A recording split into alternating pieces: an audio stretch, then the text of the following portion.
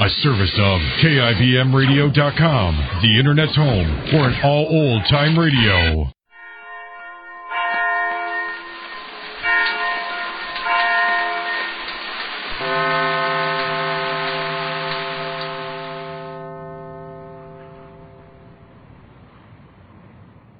From Hollywood, the George Burns and Gracie Allen Show for Hormel and Spam.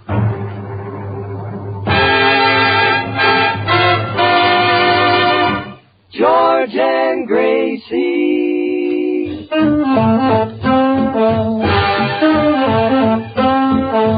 Spam, oh boy.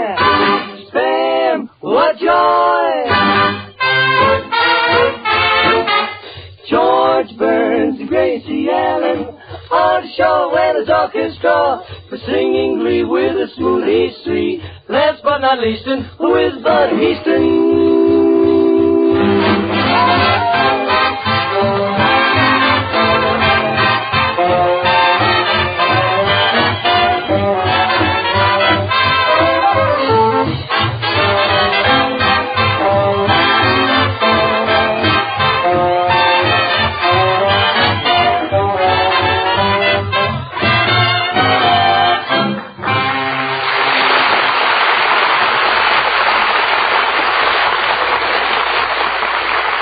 Time for Burns and Allen at your house. And say, have last-minute Christmas chores got you in a whirl? Now look, Mother, even though you don't get home until just before supper time, here's the quick, easy way to give your family swell food that satisfies husky appetites. Serve baked Spam, S-P-A-M. And baking is easy when you serve Spam. All you do is open a can of Spam, stud it with cloves, and slip it into the oven. The easy recipe is right on the label. In just a few minutes, you'll have a delicious main course. Spam is tender, juicy meat with extra goodness and flavor because Spam is a perfect combination of pork shoulder meat and ham meat. Tired appetites perk up with Spam on the table, and tired mothers like it because Spam is so easy to serve. Tomorrow, be sure your shopping list includes S-P-A-M Spam.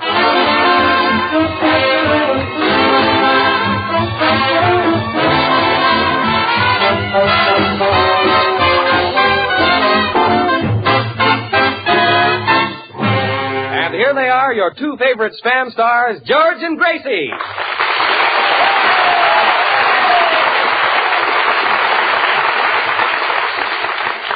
Thank you very much. Say, George, I saw Artie Shaw's picture second chorus at the Paramount last night.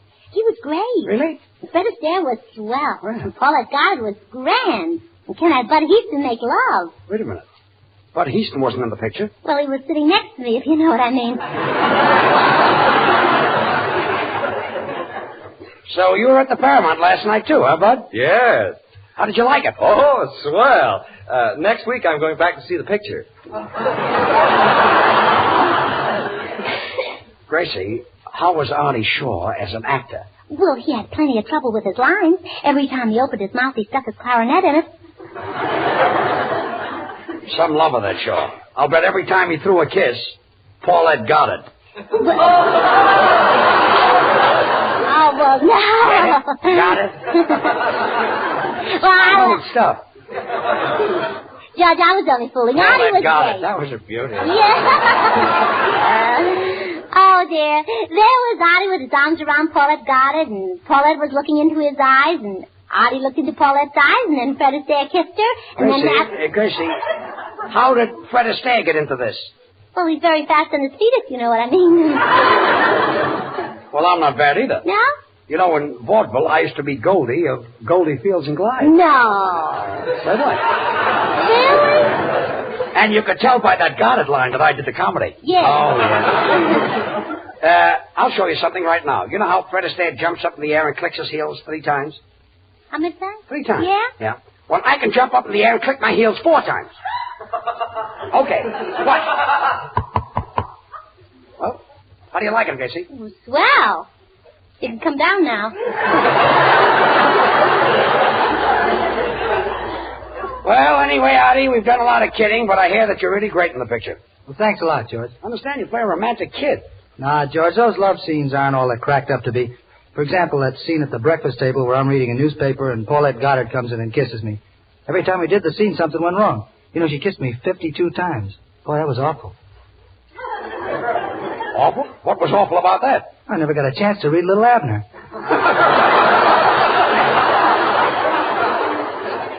Kissed him 52 times. Should happen to me. You know, Artie, George, and I danced in a picture with Fred Astaire. That's what gave Fred Astaire a start. It's kind of a hard line to get out. Start. Fred Astaire. Yeah. Oh, you're really kidding. That's your line, Artie.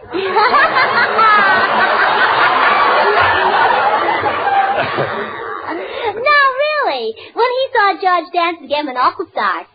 Well, we got 2 laughs before that. Yeah. Well, let's continue from there. Where are we? Yo también vi esa película, esa señorita Pauleta Godard. Well, there goes Senor Lee. You said something funny, huh? Well, there goes the guitar player interrupting again. Hey, Senor Shaw. Hey, Artie. Hey, boss. Hey, lover. What is it, Senor Lee? You in the picture with Fred Astaire? That's a strange coincidence. Senor Lee, you said that wrong. Perdóname. Senor Shaw, you being in the same picture with Fred Astaire is a strange coincidence. Well, that sort of finishes up Artie Shaw's new picture, second chorus. And Artie, you noticed I mentioned it 3 times. Is that enough? Yeah, and someday I'll write a little song about Spam. Well, thanks, kid. Gee, that'll be swell, Artie. Spam's bound to become number 1 on the Eat Parade. On the Eat Parade. Well, now, let's start our play. Gracie, give out the scripts. Okay, Bud, take it. Ladies and gentlemen, as you remember, last week we did a play, and we left off with George, Artie, and myself in jail, about to be hanged, and Gracie on the way to the governor to try and save our lives.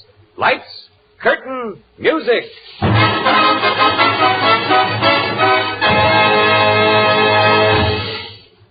Gracie, where are the scripts? The scripts? Yeah, the scripts for the play. Oh, the radio script. Yeah, the radio scripts. I gave them to you this morning. Where are they? You want to talk about my brother? Who's interested in your brother? The woman across the street.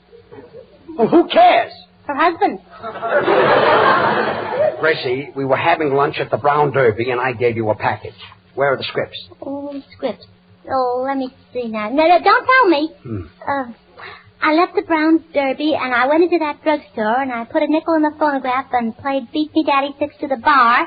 6 to the bar? Yeah, it was a cut-rate drugstore. And then I changed a dime and weighed myself, and I had 9 pennies left, so I weighed myself 9 more times. Gracie, the audience is waiting. Yeah, Where are the scripts? Please. Then I left for the May department store, and I crossed the park, and there was a man surrounded by a lot of pigeons feeding them peanuts. And he said, Miss, how would you like to try this? And I did. I ate about 2 bags of peanuts. And Artie, will you play a number while Gracie tries to figure out where she left the scripts? And then the pigeons flew away, and I said goodbye to Mr. Reuter. To Mr. Reuter.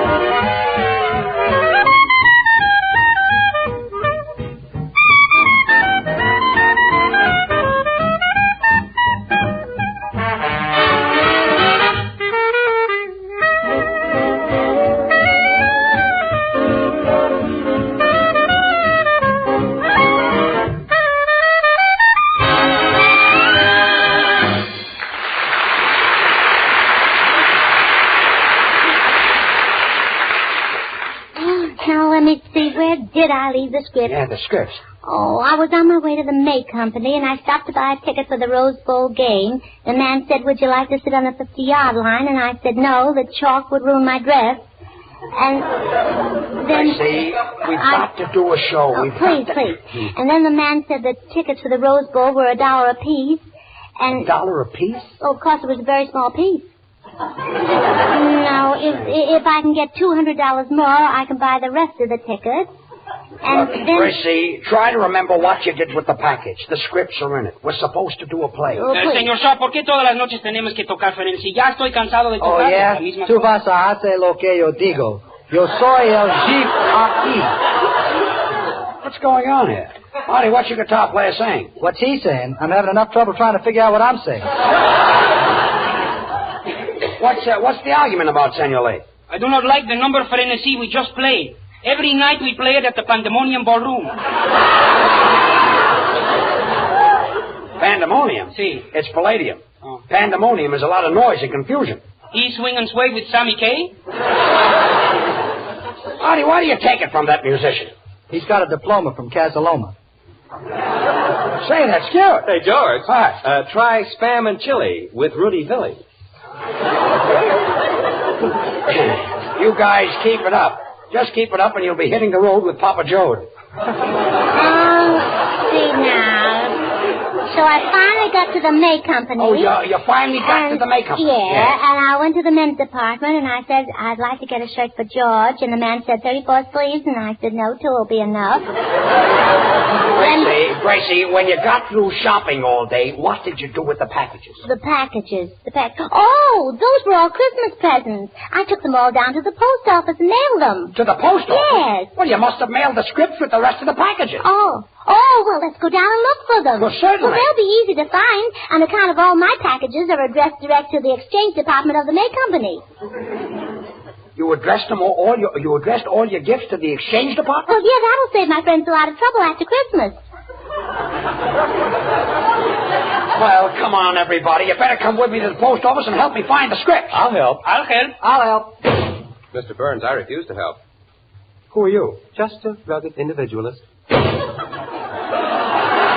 Everything happens to me. Well, come on, everybody. Let's go. Oh, well, George, I got it. The scripts. No. Let's tear a herring with old Fred Waring. Oh, come on. Hey, 4 years in Harvard. Open the door. Hey, soundman. I'm talking to you. Why don't you pay attention to your work? Mr. Burns, that is what I've been doing all my life. 4 years I went to Harvard, studied diligently and never missed a lecture. The notes I made are used today as a model by the students at Harvard. Alongside me sat a student who never paid attention to anything. Instead of taking down notes, he wrote childish jingles on the margin of his notebook. Today, that man gets $50,000 a year writing those Burma shave signs, and this is what I do for a living. Well, this is no time of the year to be sad. Christmas is in the air. Think of Santa Claus. Poor Santa Claus reminds me of myself. Works hard all year and winds up holding the bag. Come on, everybody. Let's get to the post office. I've got to find those scripts. Now, to get this place in about 2 hours. Oh, well. Here we are at the post office. Boy, look at this crowd. Now, Gracie, at what window did you mail the packages? Oh, let me see now. Look for a handsome clerk with blue eyes, blonde mustache, and striped lipstick. He's got a sort of a striped lipstick? Well, yes. It's an account of I kissed him through the bars. Well, let's stand at the end of this line. Don't push. Don't push. Don't push. Don't push. Don't push. Don't push. Who's pushing? Who's pushing? Who's pushing? Who's pushing? Who's pushing?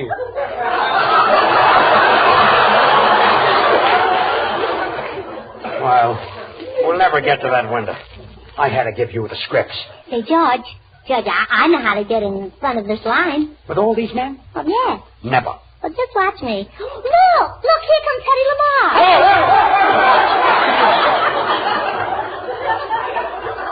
Next. Who's first in line? I am. Oh, what a day. Have we been rushed? Do you know, miss, that today I sold 1,000 1-cent stamps? Well, if I were you, I'd sell 3-cent stamps. Why? Well, you meet a better class of people. Oh, have I been busy? I've been standing on my feet since 7 o'clock this morning. Oh, you must be tired. Why don't you let me stand on them for a while? Gracie, ask her about the package. What? Ask her about the package. Ask her about what? The package. The package. The package. The package. The package. The package. Thanks for your help. You're welcome. You're welcome. You're welcome. You're welcome. You're welcome. You're welcome. Hey, George, when you get down to the window, will you mail this Christmas gift for me? Sure, if I ever get down there. Well, look, it's for me. Artie, what are you sending me? It's a lounging robe. That's funny. Last Christmas I sent you a lounging robe. Well, it's the same loungy robe. Well, thanks, kid. And you know what I want this Christmas? Now what? A great big sailboat. Well, in this weather, you can use it. Senor Burns, will you please mail this package of dishes for me? But be careful with it. It's high-class crookery. Crookery? You mean crockery. Crookery means that you stole it. The man in back of me in the blue uniform is a sailor? Gracie, find out about the scripts. Gracie, wait a minute. Gracie, what are you doing behind the window? Well, I'm taking the girl's place. She went out to look for the package. Oh, George, aren't people silly? You ought to read some of the letters they send. Oh, dear.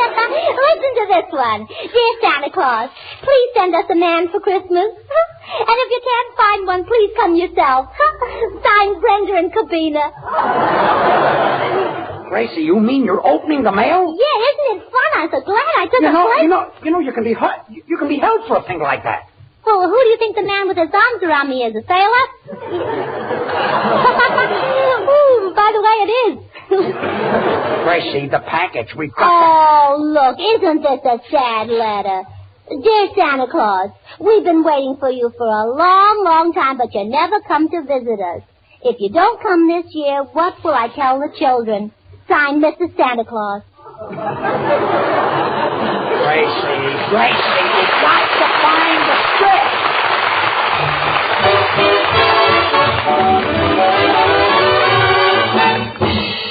When unexpected guests come knocking at your door like this, you get into a twizzy, catch your breath, and say, oh, what shall I feed the bunch? Now, look, if you keep Spam on your pantry shelf, this will happen when folks start knocking.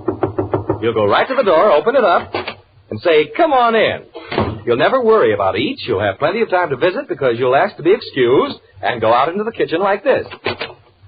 Then you'll open a can of Spam, cut off slices, and place on toast. Then you'll put on a slice of tomato, pickle, or Bermuda onion, and cover with thin slices of cheese. Pop that into the oven until the cheese melts, and there you have a hot Spamwich. A one-plate meal that's sure to make a hit. Bring those hot Spamwiches out of the kitchen like this, and your guests will all say, yum, yum. Yum, yum. Yum, yum. Yum, yum. Yum, yum. Yum, yum.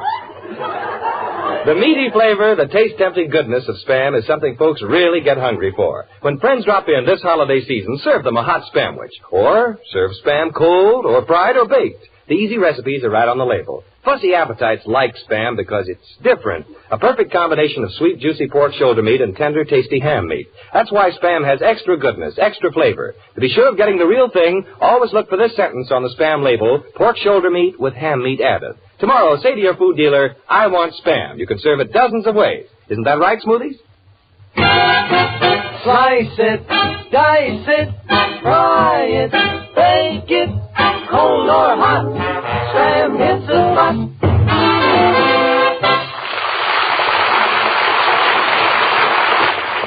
Gracie, get away from that window. We've got... Hey, you stop pushing! Stop pushing! Stop pushing! Stop pushing! Wait a minute!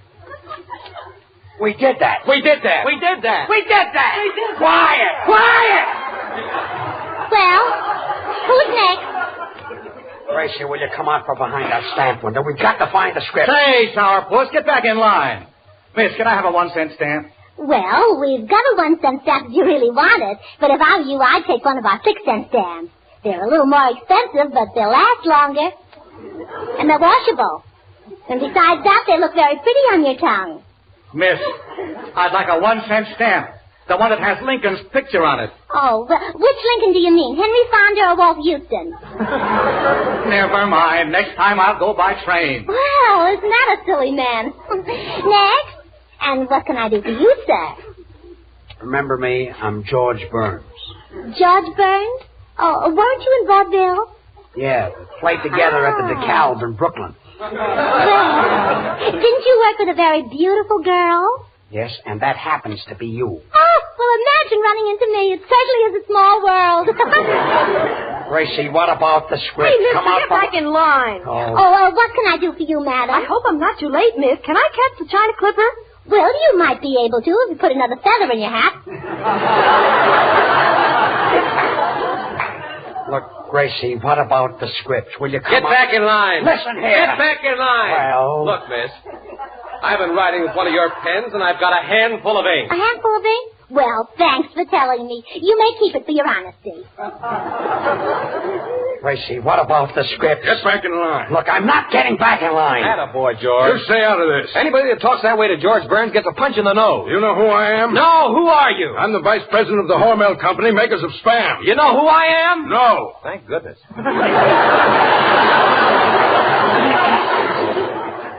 Say, I better get back in line. Senor Burns, will you mail this package to my brother? It's a pair of sealskin gloves.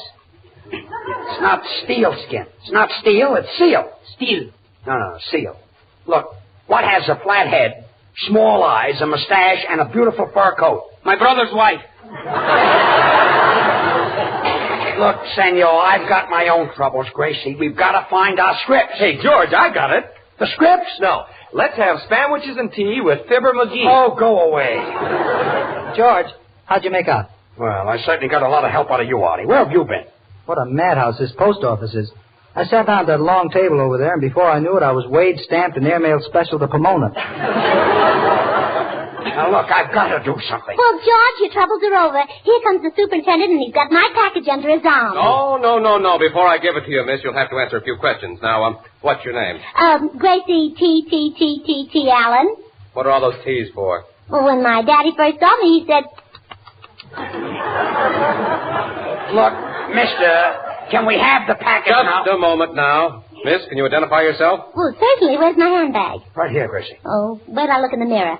Yeah, that's me.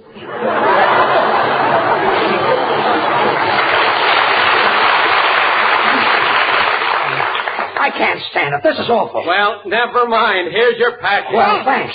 Come on. Great. I've got the script. Come on, everybody. We've got to get out of here. Ouch! Ouch! Well, come on. Let's get back to the studio. Hey, taxi!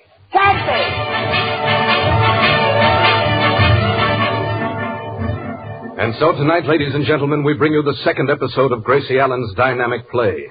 As you remember last week, George, Bud, and Artie were in the jail, sentenced to be hanged.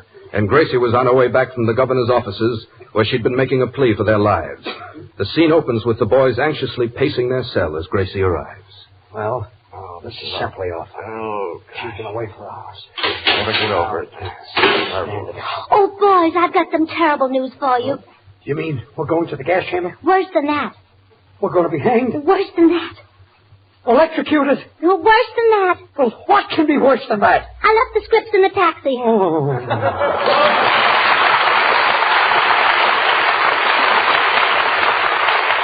And now the Smoothies, Bab shouting a little, will sing. Take it, kids. Jingle bells, jingle all the way. Oh, what fun it is to ride in a one-horse open sleigh. Jingle bells, jingle all the way. Oh, what fun it is to ride on a one-horse open sleigh. Dashing through the snow in a one-horse open sleigh. O'er the fields we go, laughing all the way. Bells on bobtail ring, making spirits bright. What fun it is to ride and sing on a sleigh and summer night. Jingle bells, jingle all the way. Oh, what fun it is to ride in a one-horse open sleigh. Jingle bells, jingle all the way. Oh, what fun it is to sing this song tonight. Now's the time to bring the cheer. Jingle bells, jingle, jingle, jingle, jingle, Sanjali. ya llegó. Oyen las campanas que ya Santa Claus salió. Jingle bells, hay felicidad. Todos les deseamos una merry Navidad. Now's the time to bring the cheer. Jingle, jingle, jingle, jingle, here comes George. Jingle, jingle, jingle, jingle, sing it, George. Oh, jingle bell, Jingling, jingle bell, jingling, jingle all the way. oh, tell us, Georgie. Oh, what fun it is to ride in that one-horse open daddy. You said it. Jingle bell, Jingling, jingle bell, jingling. jingle all the way. We dig you, Georgie. How I love this time of year when I can always bring a cheer. I know I really love to sing. Some people say I sound like Bing, so now I'm really going to swing. Oh, daddle-a-doodle-a-doodle-a-doodle-a-doodle-a. Now's the time to bring the cheer. Jingle, jingle, jingle, jingle, now it's fun. Jingle, jingle, jingle, jingle, sing it, bud. Jingle bells, a happy man I am. Ha, ha, ha, ha, ha, ha, I didn't mention Spam. Yeah. Now's the time to bring good cheer. Jingle, jingle, jingle, jingle, look who's here. Jingle, jingle, jingle, jingle, Gracie's here. Here I am, there's nothing more for you. I wish you all good Christmas cheer, a bright and happy coming year. My mother and I, my brother and I, my daddy and sister say, to gather round and sing with us this Merry Christmas Day. Jingle bells, jingle all the way. Oh, what fun it is to ride in a one-horse open sleigh. Merry Christmas to you.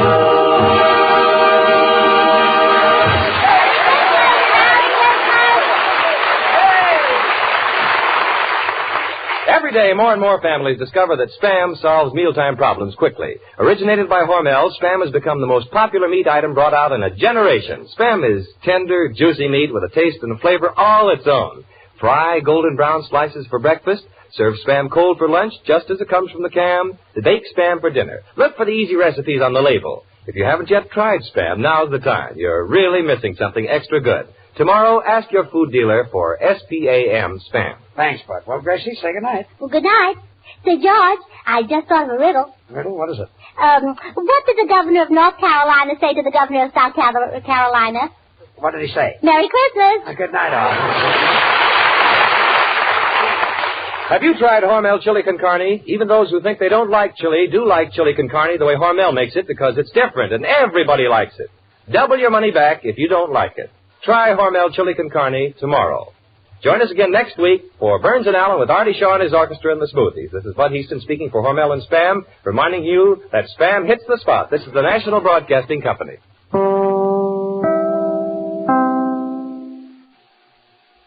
From Hollywood, the George Burns and Gracie Allen Show for Hormel and Spam.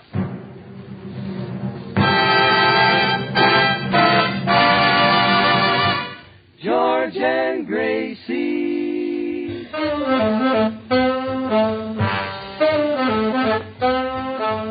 Spam, whoa boy. Spam, what joy. George Burns, Gracie Allen, on the show and his orchestra. For singing glee, we're the Smoothies three. Last but not least, with Bud Heaston.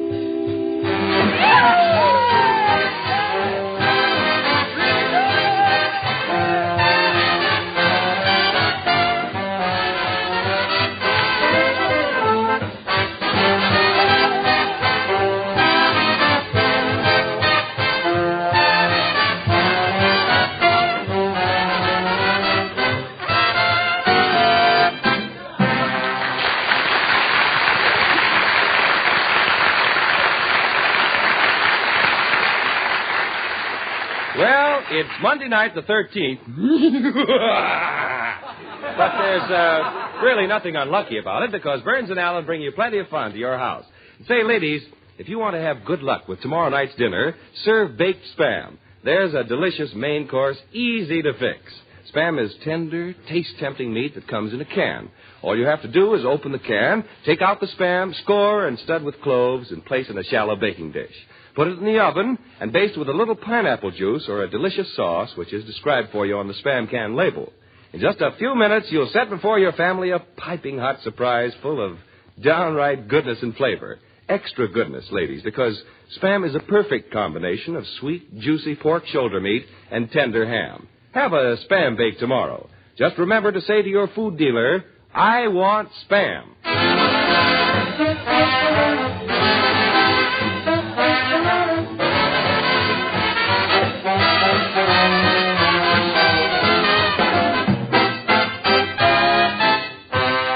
And here they are, like Spam, cold or hot, they hit the spot, George and Gracie.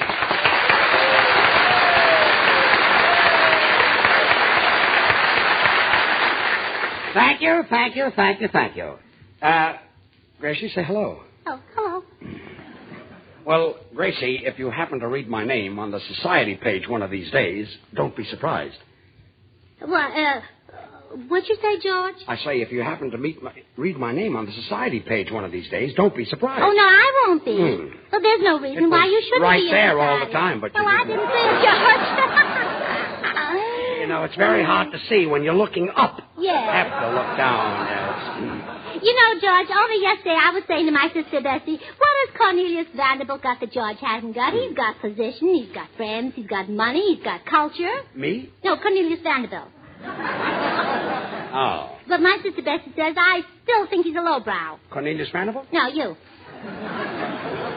So your sister Bessie doesn't think I can get into society? Oh, well, don't worry about it, George. Everybody I told this conversation to said she's crazy. Your sister Bessie? No, me.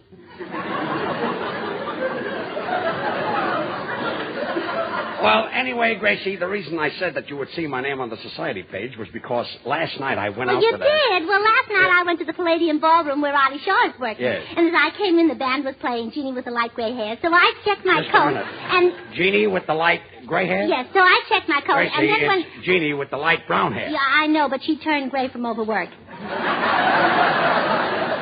So, let's see, where was I? Maybe from playing around too much. Yeah. Oh, yes. So, I checked my coat, and when I got to the dance floor, the head waiter said, follow me, miss, and I did, and he was a beautiful dancer. Anyway, after... The head waiter? No, Cornelius Vanderbilt. Look. So... Gracie, I started out to tell you, last night I was with a very famous society girl. Oh, yeah. And is she mad at Artie Shaw? The society girl? No, the bubble dancer who works at the Palladium. There's a bubble dancer at the Palladium? Yeah, and every time Artie plays her number, he fills his clarinet with buckshot.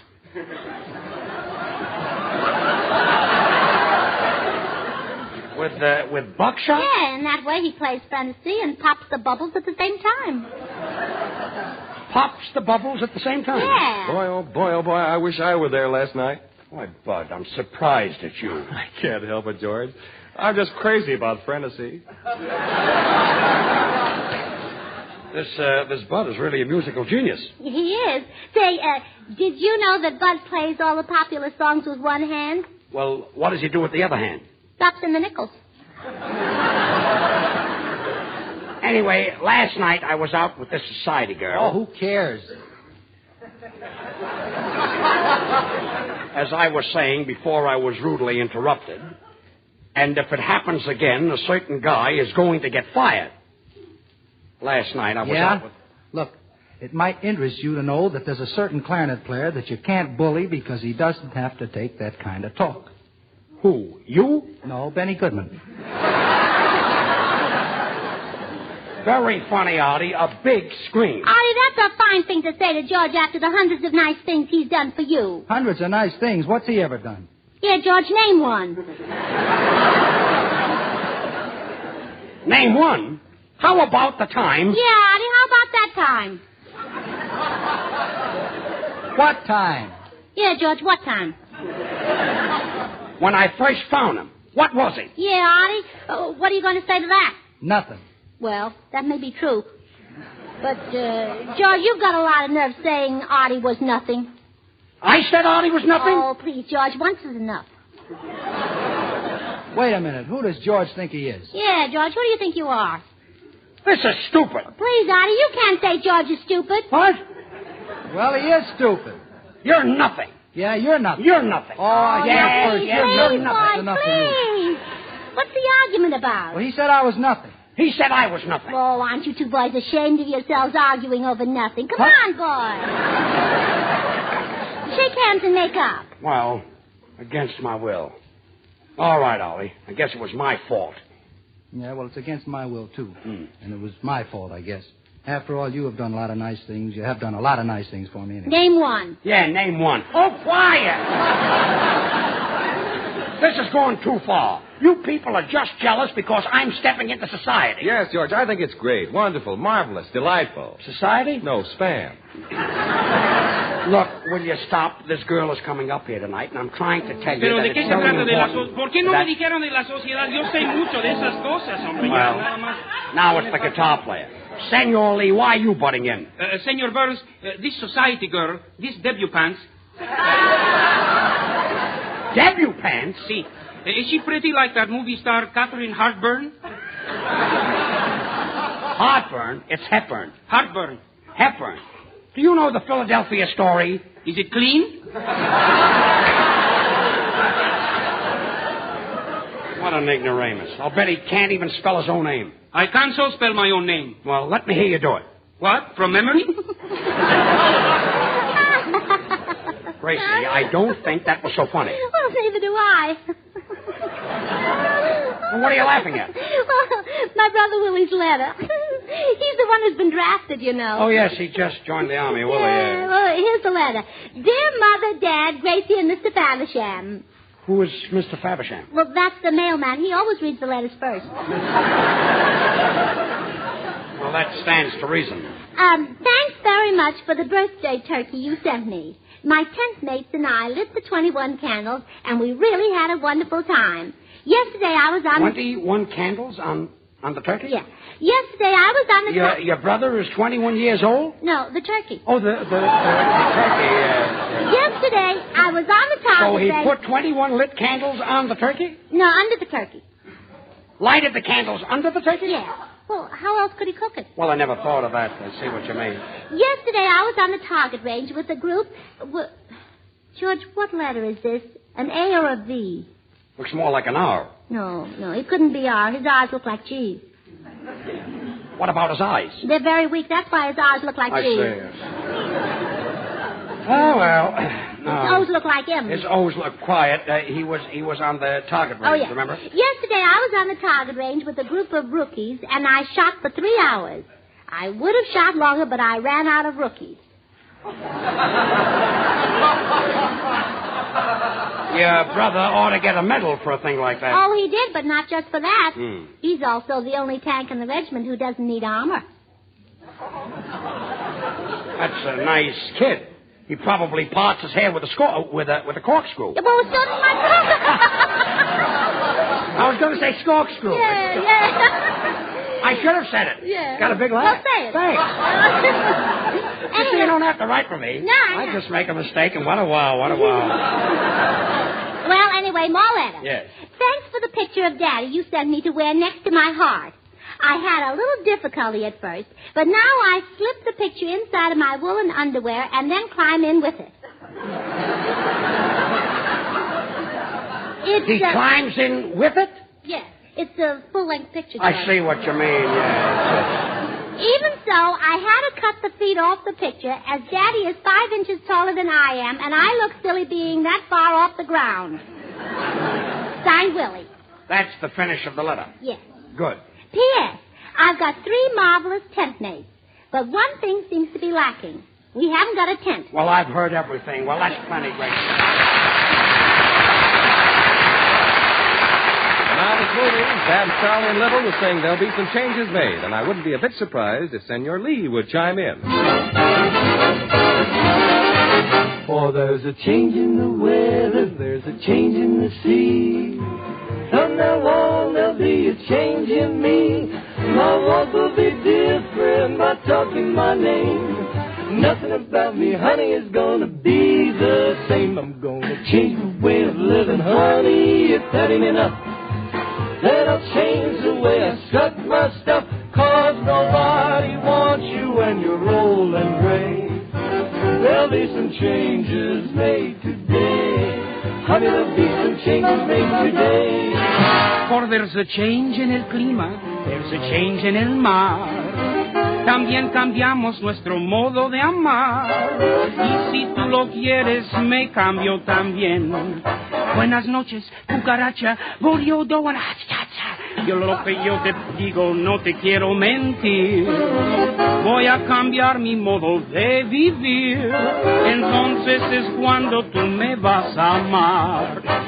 Y yo lo sé muy bien, my darling sweetheart, porque me voy a cambiar. For there's a change in the fashion, and there's a change in the shoes.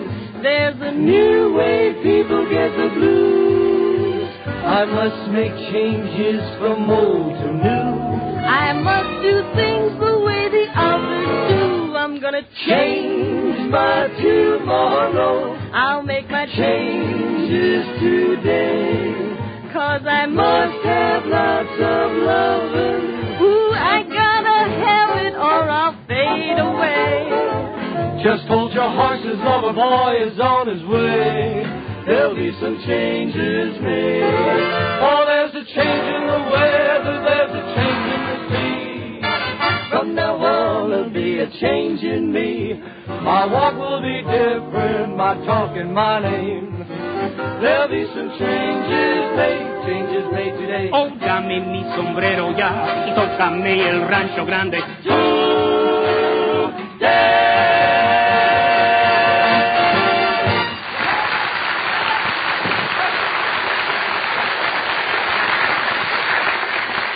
Well, Smoothies and Sanya Lee, that number was Tres Chick. That's French for in the groove. But none of you people would know that because you don't mingle with society, you see. All right, poor man's Charlie Knickerbocker. Who we out with? Doris Duke or Barbara Hutton? Happens to be Cubina Wright Jr. Cubina Wright Jr.? That's right. Well, pull my tooth and call me Duchess.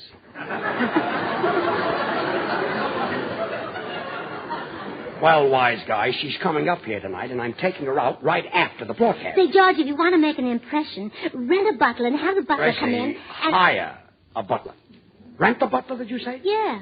Gracie, hire. George, if you want to make an impression, rent a butler and have him come Gracie, in. hire. George, if you want to make an impression, rent a butler. I'm sorry, that's as far as I can go. No. Look, Gracie. You misunderstand me, and I pretty near killed the whole thing altogether. Look, Gracie, people rent furniture, they rent cars, and they rent apartments, but they hire butlers. Well, that's Hollywood. They haven't got a dime bus. They've all got butlers. Gracie, this whole thing was your idea. Yeah, but I bet if I thought of it, you'd say it was silly. All right, when Cubina Wright gets here, I'll rent the butler. Hire. Quiet. Anyway, to impress her, have the butler announce your name in Russian.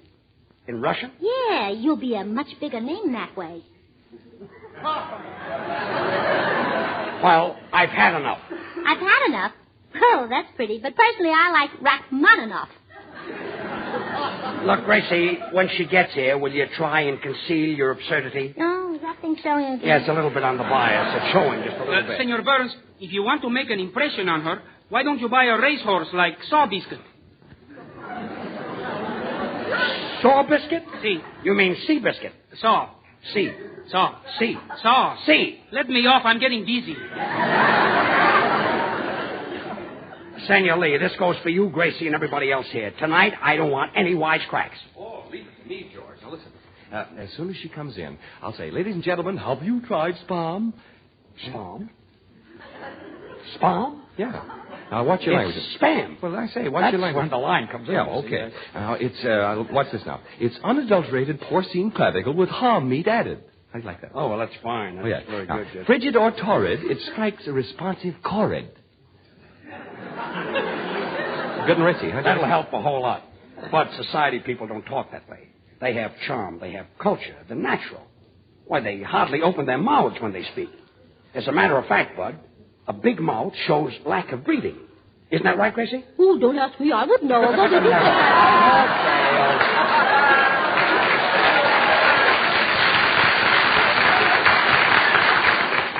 Anyway, Cubina Wright ought to be here any minute, and you'll really love her. She's a swell girl. But what I'm nervous about is right after the program, I've got to meet her uncle, and, gee, I hope I make a good impression. Mr. Burns. Yes, what is it, 4 years at Harvard? If you'll allow a sound man, perhaps I can be of service. Well, let's hear it. Having majored in psychology at Harvard, I feel qualified to advise you on the art of making friends. Well, thanks. It's all a matter of striking a note of common interest. I think you've got something. For instance, if her uncle happens to be a philatelist, talk about stamps. Yes. If he happens to be an Epicurean, discuss foods. Mm-hmm. If he happens to be a fraternity brother, give him the fraternal handshake. It might even make it easier if you knew what college he went to. Well, he's a Yale man. Give him a hot foot.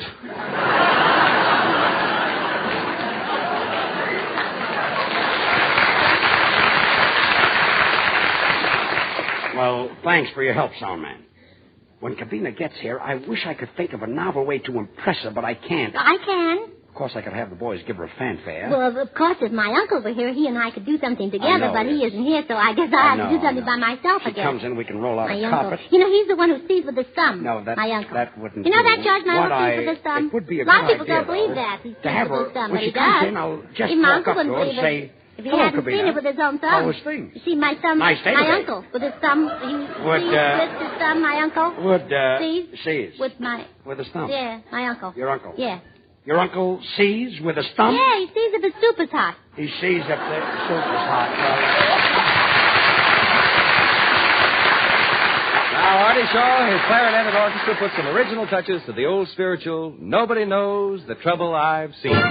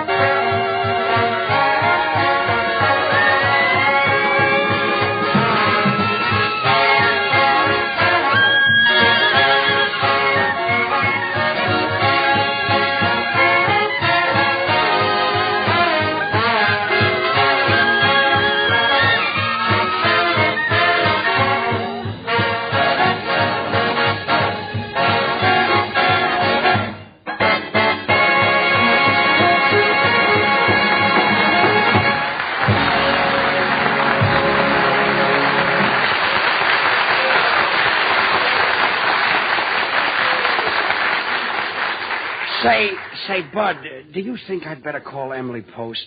I've got about 1,000 questions to ask her. Oh, no, you don't have to ask Emily Post. Ask any woman, George. If you ask women the right way, you can get the right answer without any trouble. You can, Bud? Oh, that's right. I'll show you how. Now, watch. Watch, George, now. Ladies, here in the audience, do you want to know how to give your family a swell taste surprise? Say, Bud, I think you got something. Thanks, George. Now, look, we'll go on for some more here now. And do you want to serve something that's easy to fix? All right. Now, it's all done with Spam, S-P-A-M. There's no mystery about it. Spam has become the most popular new meat item brought out in a generation. Originated by Hormel, Spam is delicious meat packed in a handy can. It has dozens of uses and a flavor all its own because Spam is different, isn't it? Well, folks, Spam is sweet, juicy pork shoulder meat combined with tender, tasty ham. Nothing else but those two choice cuts. That's the reason Spam has extra flavor, extra downright lip-smacking goodness. That's why Spam, served cold, as it comes from the can, makes a perfect lunch. Why sizzling hot slices of Spam fried for breakfast make your mouth water for more, and why Spam baked for dinner in all its meaty flavor completely satisfies. But get the real thing, ladies. Insist on Spam. Try those easy recipes on the label. Ladies, get Spam when you shop tomorrow. Are we all agreed? Slice it, dice it, fry it, bake it, cold or hot, Spam hits the spot.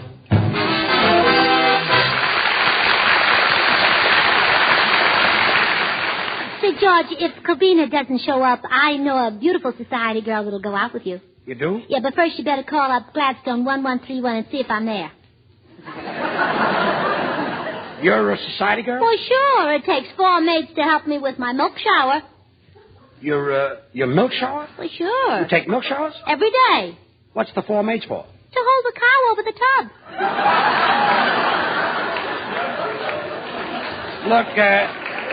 Look, Gracie, you don't have to worry. Yes. Yes. Who are you? I'm left over from the commercial. Well, everything happens to me. Everything. Oh, here she is now. Don't forget, everybody. On your toes. Come in. Well, it's Cubina Wright, Jr.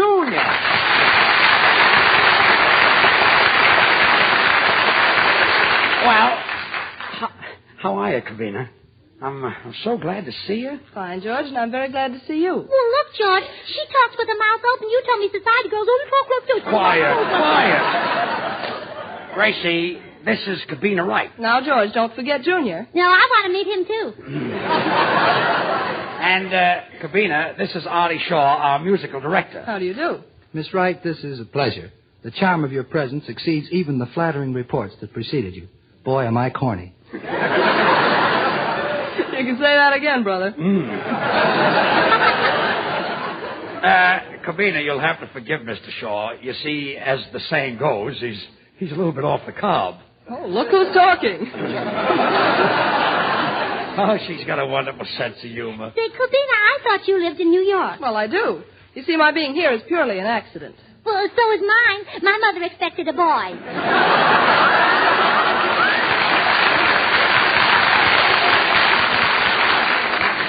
Gracie, careful. You see, Gracie, I can't stay still. I've got wanderlust. Oh, that must be awful. Is it anything like the measles? No, Gracie. Wanderlust means moving from place to place. Oh, that's the measles, all right. You know, my brother got them in Texas, and the next day they were south of the border. Gracie, Cubina means she travels. Oh, like my uncle. Well, for instance, he winters in Palm Beach and summers in Newport. Oh, really? And where does he fall? On his face. And how's your uncle? Cubina, don't you think we ought to go? oh, yes. Bud, this is Cubina Wright, Jr. Cubina Wright, Jr.? Well, gee, Miss Wright, I've seen your picture in all the papers and magazines. Thanks, Bud. Now, there's one thing I'd like to ask you. Well, what's that, Bud? Do you really wash your things in Lux? Why, Bud! Yes, Bud, and I eat Spam, and I love it. Well, Cubina, I just don't know what to say. Oh, don't apologize for anything, George. This is the most fun I've had in months. I'm so tired of going out with all these well-groomed, good-looking society men who spends so much money on you, who have such good education and fine manners, and it's a pleasure to be with you.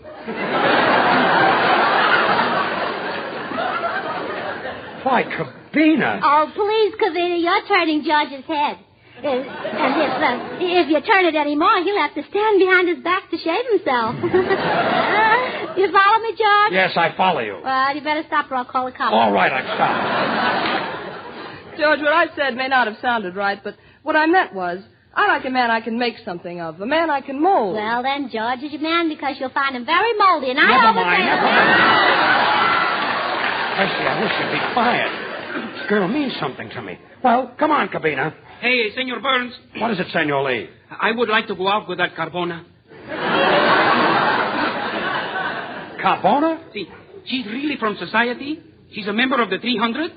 400. 3 1/4. 400. 350. 400. I'll take her, but you drive a hard bargain. Well, come on, Cubina, let's go. Hey, wait a minute. Cubina, is this on the level? After going out with fellas like the Vanderbilts, how can you go out with George? Now, listen here, Mr. Shaw. What has Cornelius Vanderbilt got that George hasn't got? He's got wit, he's got charm, he's good company. And what's more, I'm definitely going out with him tonight. George? No, Cornelius Vanderbilt. Good night.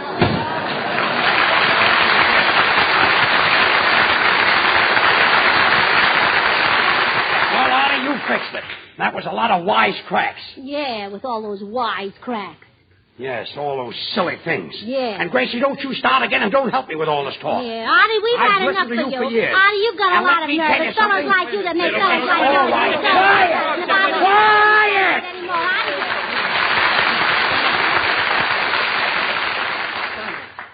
Join us next week, same time, same station, for another Burns and Allen show with Artie Shaw and his orchestra and the Smoothies. This is Bud Heaston speaking for Hormel and Spam, reminding you to remember that cold or hot, Spam hits the spot.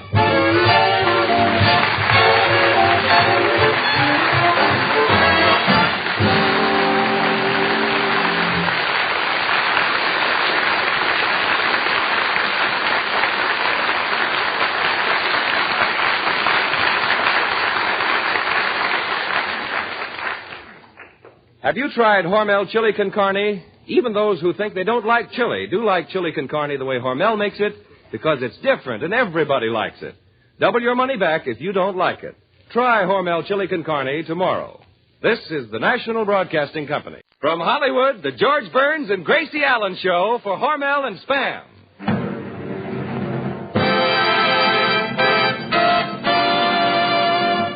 George and Gracie.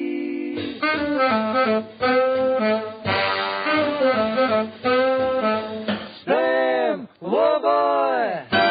Spam, what joy.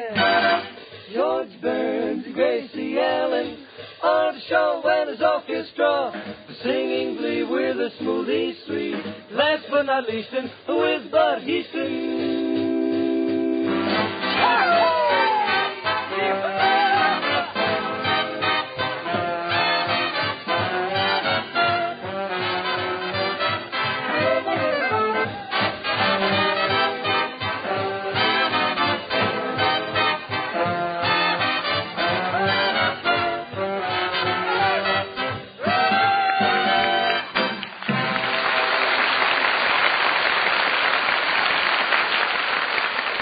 Well, another Monday night brings that familiar phrase, time for Burns and Allen.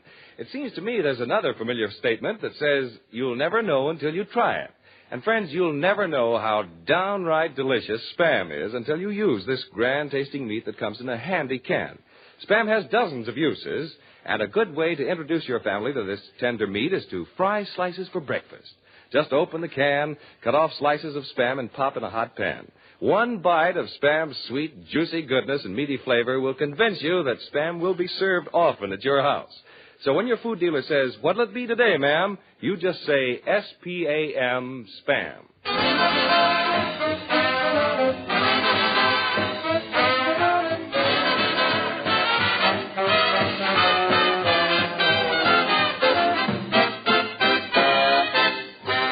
And here they are, George and Spam's meatheart, Gracie.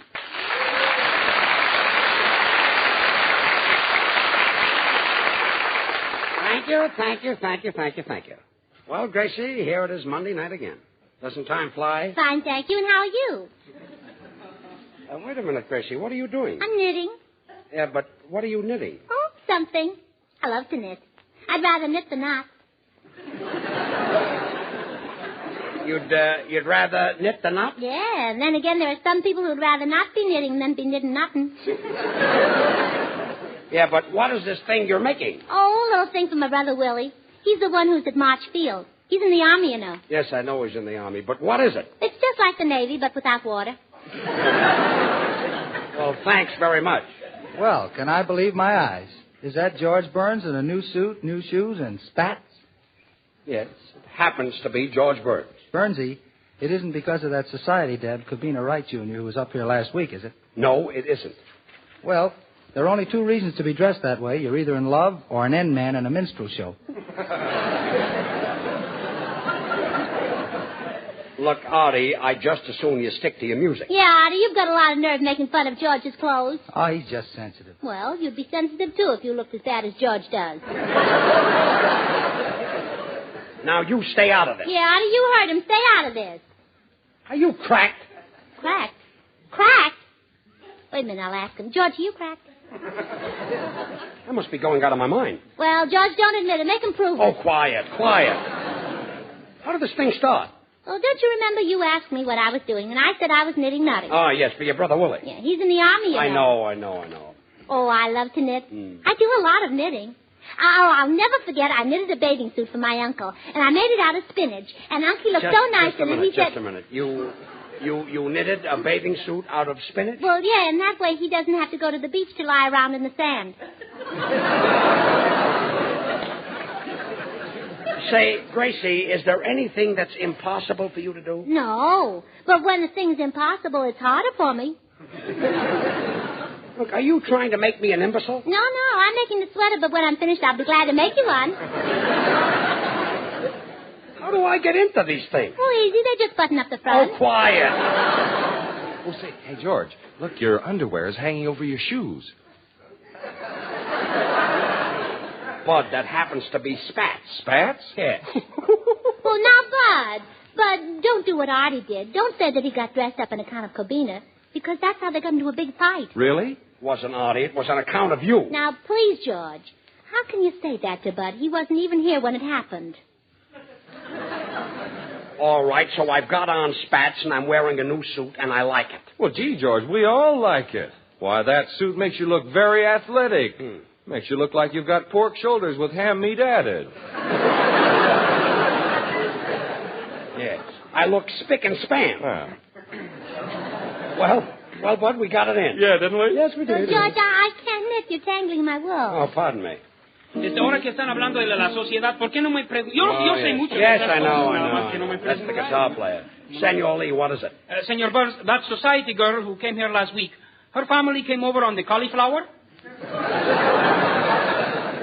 It's Mayflower. Cauliflower is, well, what is it that has a head like a cabbage, only it's a little softer? Does it wear spats? You know, it's a lucky thing for you people that I can hold my temper. Oh, good, George. You can hold my knitting, too. Look, I don't want to hold your knitting. Well, then how can I read my brother Willie's letter? And I don't want to hear your brother Willie's letter. Well, then you hold the knitting and I'll read the letter. Yeah, that's much better, I guess. Dear Gracie, I can't thank you enough, Gracie, for the lovely toupee you sent me. It'll come in very handy if I ever get bald. Gracie, if he isn't bald, why did you send him the toupee? Please, Judge.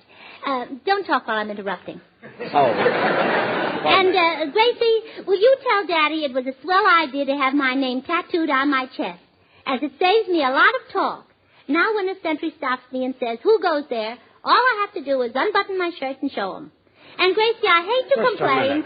And Gracie, your brother must have been born insipid. No, in San Francisco. Oh, well, I'm wrong, I guess. And, Gracie, I hate to complain, but I'm very disappointed in my Army gas mask. It doesn't relieve me half as much as Broma Seltzer. Well, look, I'd just as soon not hear anymore. Brigadier General Lachlan has been teaching us camouflage, and it's really a wonderful thing. I've been camouflaging myself as a rifle, and for 2 days my tent mate has carried me everywhere on his shoulder. Please. Probably didn't know the kid was loaded. Oh, George, please.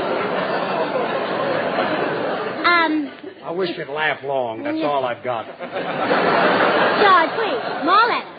It's fun being carried about, but it gets tiresome having my throat cleaned every day with a ramrod. Had his throat cleaned with a ramrod? Well, we'll have to close now and help the top sergeant hunt for his overcoat.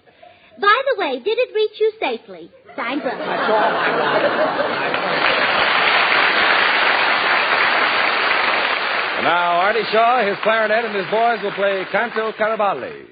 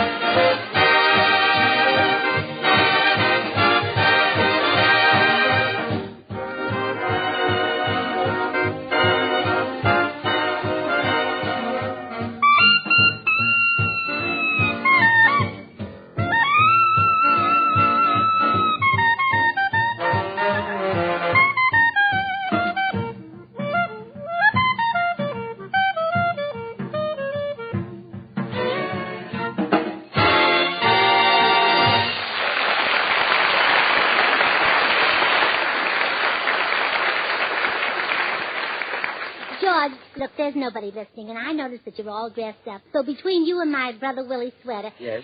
Is Cubina wearing your fraternity pin while you're wearing her spats? Gracie, I'm going to settle this once and for all. The reason I'm dressed up is that I was invited to a private showing at an art gallery. Is that so terrible? Oh, no. Did you have a nice time? Well, it was really wonderful. I saw all the masterpieces, and while I'm no critic, I don't think anybody can touch Rembrandt's paintings. Why, aren't they dry yet?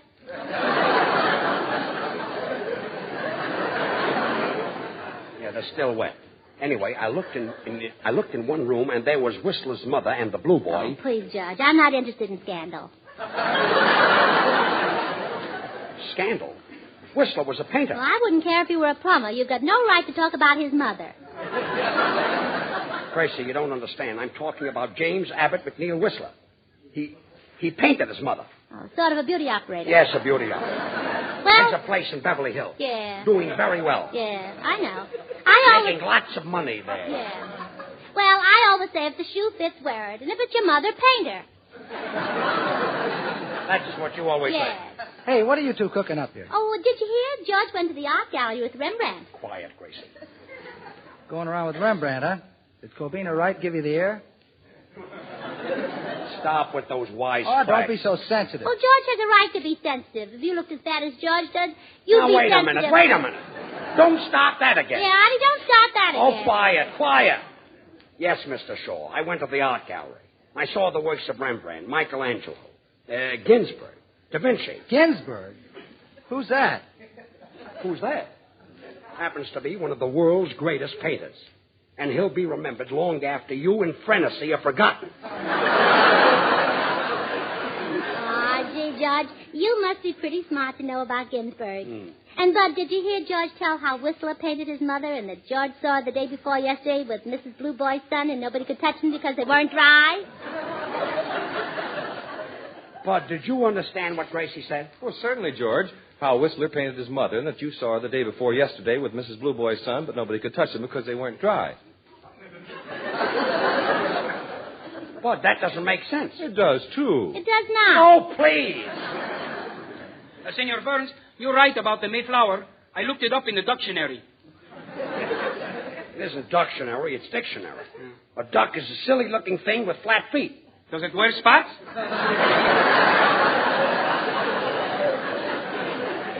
Look, can't you ever get one word right? In a short while, I will speak better. I am taking a course from the International Correspondence University. I see you? Peekaboo, I see you too.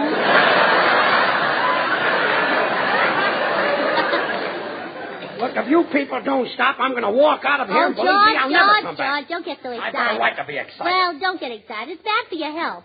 And the blood might rush up to your head, and the first thing you know, you'll see spats in front of your eyes. Stop talking about spats. Can I talk about Rembrandt? Yes, you can talk about Rembrandt. Has he got spats?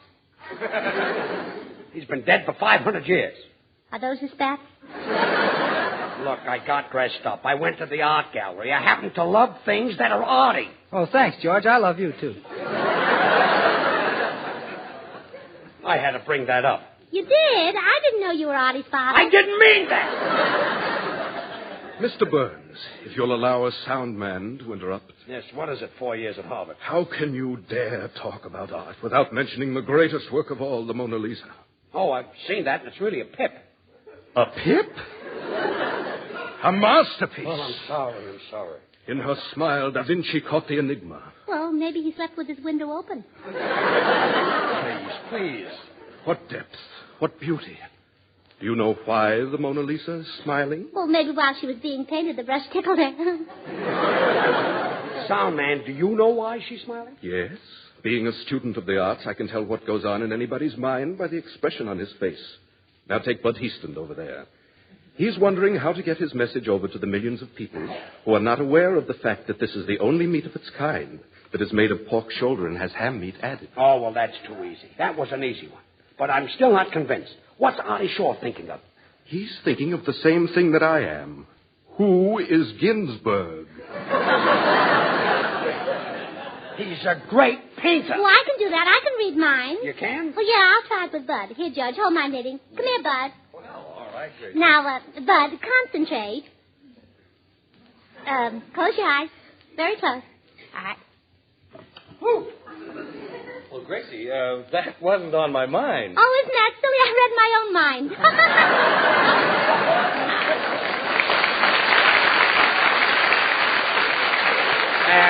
Look, sound man, what am I thinking of? You're thinking of Cubina Wright, Jr. Look, I told you a million times I have no interest in Cubina Wright, Jr. She was here last week, and that was the finish. I've never even tried to get in touch with her. Well, why don't you send her some orchids? I don't send girls orchids. Well, why don't you send her some daisies? I don't send girls flowers. How about a package of seeds? Look, I don't send girls anything. Only a chump buys flowers and things like that for girls. What do you think I am, a clarinet player? I can't do it, kids. No, please. Say, what's going on there? Well, George, Charlie of the Smoothies here wants me to sing a song they wrote. Well, do me a favor, bud. Get me out of this and sing the song. Do anything. All right. Please. Spam is a meat that's delicious. It's pork shoulder blended with ham. That's why it has extra goodness and flavor found only in Spam. Spam, Spam, Spam, Spam. Hormel put grand tasting meat in a can. Saves time, tastes fine. Ask your food dealer for Spam.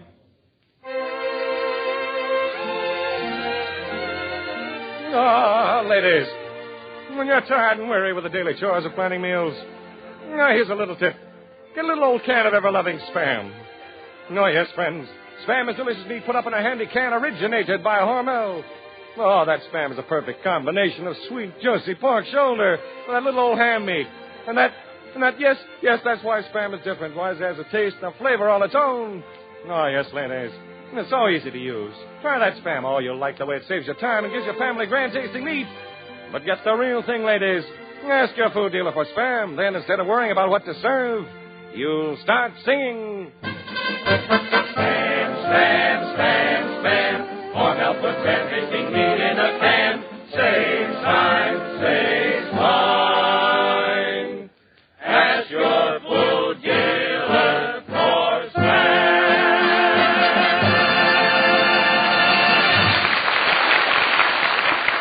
George. Yes? I just finished my brother Willie's sweater. Look. Gracie, am I seeing things? Has that sweater got 4 sleeves? Oh, well, I hope that's enough. Well, what is your brother, an octopus? No, just a private. Well, why does he need a sweater with 4 sleeves? Well, that's what it said in the paper. Congress okays new equipment, and by next week the boys will have additional arms.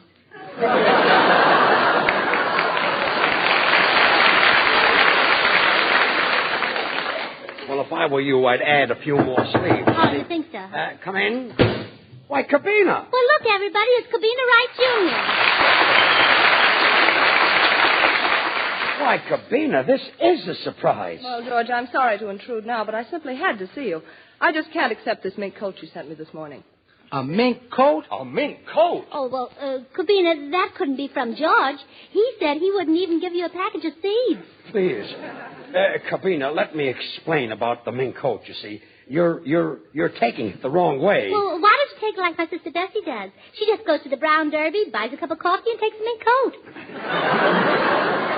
You see, Cubina, I gave you that mink coat just as a token of our friendship. But I wanted it to be platonic. Well, platonic is pretty, but personally I'd rather have mink or sable or silver fox or caracal. How about Fitch? I don't like fish. Good. Bones get stuck in my throat. Oh, I hope. Oh, please don't be offended, George. I don't want you to think I'm a prude. I don't like prudes either. Good. The wrinkles get stuck in my throat. Oh, quiet. After all, Cubina. But don't feel too badly, George, because I will keep that nice quart bottle of perfume you sent me. He sent you a quart of perfume? Yes, and it's beautiful. It's the first time I ever saw Christmas night come in a seltzer bottle. Well, you see, Cubina, I thought it would be handy in case you didn't have an atomizer. It's sort of... sounded like Senor Lee. Well, figured I couldn't get a laugh the other way. A quart bottle of perfume and a mink coat, huh? Brother, I quit. Why? One clarinet player on this program's enough. Now, Cubina, I think you're very selfish not to accept that mink coat. You're not only making George very unhappy, but all the other little minks, too. Look, Gracie. After all, it took 250 minks to make that coat. And if you throw them all out of work, George will have to support them.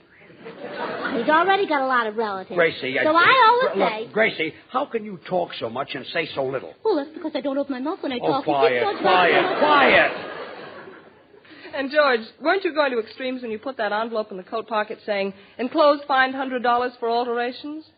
Well, I don't know what to say. I could never accept that. But, Cubina... Here's $50. $50, Cubina? I'm sorry, George. That's all there was in the envelope. Well, you see, it was dark, and I wrote the note in a phone booth. Well, Cubina, I think you're silly not to accept George's offer. Why don't you accept George, too? George and Alfred Vanderbilt are exactly alike. Well, you certainly went by the way of Syracuse for that. Alfred Vanderbilt and I are exactly alike? Well, of course, he has blue blood in his veins. And yours is more like a greenish blue, more like a brown sort of... White. White blood. Yes, I thought so. But outside of that, we're exactly alike. Gracie, stop helping me. There's one thing I don't like about Vanderbilt. He wears spats. Oh, well, then they're exactly alike. Gracie, thanks for the help, Say, Cubina, I wouldn't be so hard on George. You know, you have no idea what he's gone through for you. Why, he even went through an art gallery. Listen, Bud. Yeah, Bud, and he even saw a blue boy while he was still wet. Yeah. That's right, and he knows all about that great painter, Ginsberg. All right, ignoramus. I'm glad you mentioned that. Cubina, wasn't that masterpiece that you pointed out to me painted by Ginsberg? Ginsberg? That's Gainsborough. Well, I was probably thinking of that old vaudeville act, The Three Painting Ginsbergs. They used to make pictures with sand. No, very well. They were handled by Tom Fitzpatrick, a great actor. Hey, Carbona. You're making a mistake not taking that Minky. Oh, please, senor. It's not Minky, it's Monkey, aren't you, George? Stop helping me. And, Cubina, won't you please accept this coat? No, George, I couldn't. And now I've got to get back to 20th Century Fox. And for being such a dear, here's a kiss. Well, come on, Cubina. I'll see you to the elevator. Now, don't forget the party next week. I won't forget. Hey, Rembrandt, so you don't send girls flowers, huh? You just send them seeds. Say, George, I know where there's a sale and you can get a dozen mink coats for $50,000. Yeah, with $100 bills in the pockets. You boys all finished? Yeah, that's right. Was I invited to the party? Yes. Did I get a kiss? Yes. Did she take the coat? No. Look, wise guys, this happens to be my own little system. I take a $5,000 mink coat on approval, and it always works out like this. You see, no girl like Cubina would ever accept it. That makes me a big shot. So you see, Cubina... George, I've got some wonderful news for you. I've talked to Cubina, and what do you think? What? She's accepting the coat. Here, Cubina. Oh. Somebody pick up George.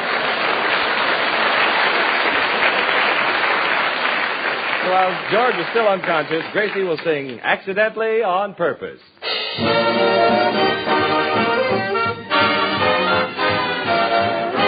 Accidentally on purpose. You paused while passing by, accidentally on purpose. You tried to catch my eye. You made that chance remark that the day was mild. And let me ask you incidentally, was it accidentally that you smiled accidentally on purpose? You let me hold your hand. You did it on purpose. You had the whole thing planned. You thought that you were smart, but sweetheart, I wasn't fooled at all. Accidentally on purpose, I made you fall. And as I recall, it wasn't chance that romance happened to come to me. No, I fear the situation is plain. For every day in some way where I was you would be. Guess you thought you planned the whole campaign. Accidentally on purpose. You said, please pass the salt. Accidentally on purpose. I spilled my chocolate malt. We both began to laugh. And then I forget. I sort of kind of wonder incidentally, was it accidentally our eyes met? Accidentally on purpose. I left my gloves behind. I didn't intend to, but they weren't hard to find. You thought that you were quite aggressive, but you weren't the one at all. Accidentally on purpose. I fooled you, 'cause it wasn't any accident that made you fall.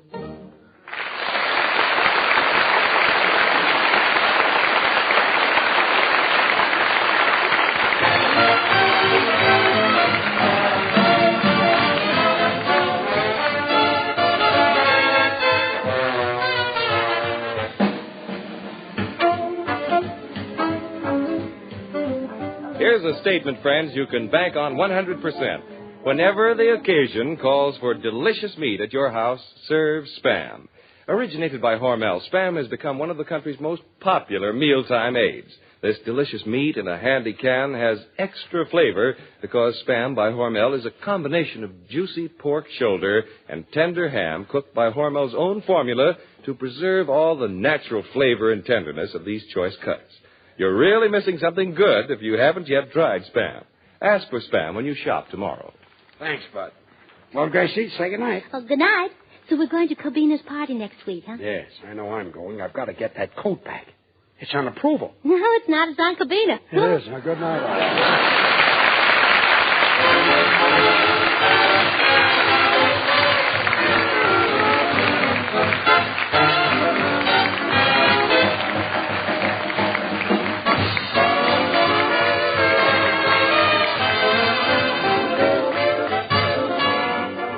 Ladies and gentlemen, may we call your attention to your community's campaign for the celebration of the President's birthday.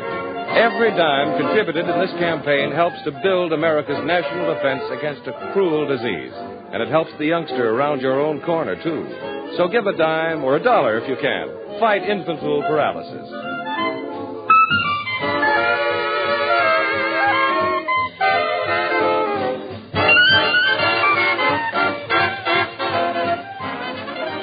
Join us again next week, same time, same station, for another Burns and Allen show with Artie Shaw and his orchestra and the Smoothies. This is Bud Heaston speaking for Hormel and Spam, and reminding you to remember that cold or hot, Spam hits the spot.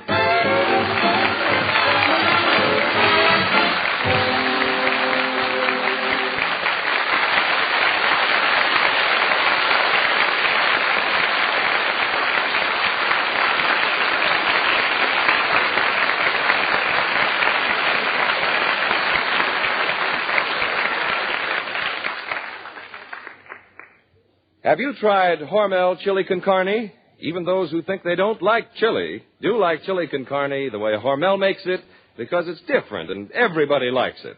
Double your money back if you don't like it. Try Hormel chili con carne tomorrow.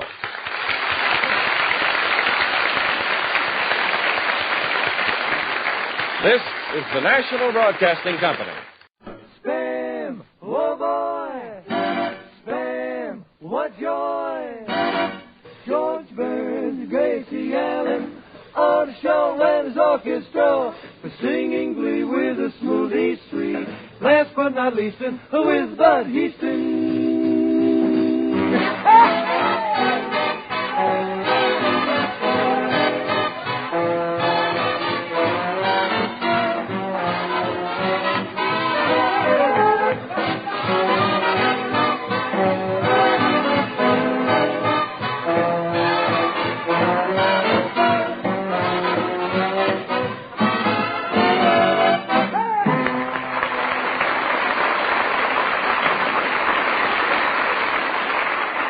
Call your Uncle Elmer, phone your Aunt Matilda, tell them it's time for Burns and Allen.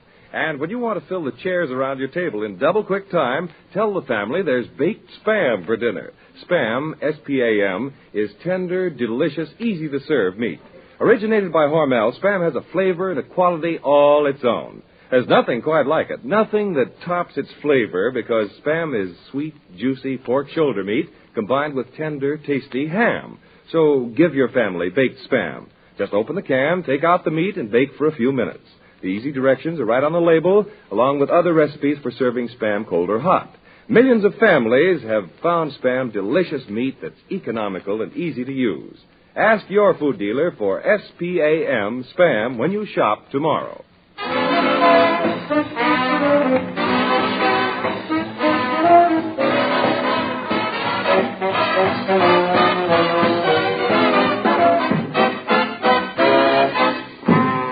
And now for Spam's Meatheart, Gracie Allen and George Mink Coat Burns.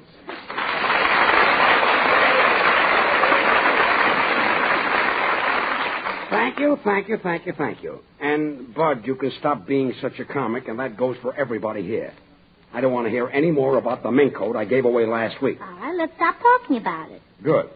You mean the one you gave Cubina Wright Jr.? Yes, and I don't want to talk about it. About what? The mink coat I gave Cubina Wright, Jr. And why do you keep bringing it up? I didn't bring it up. You're to blame for the whole thing. I didn't expect her to accept the coat. I merely wanted to think that I was a big shot, and what happened? You had to talk her into it. Well, that's all right, George. You can do something for me sometime.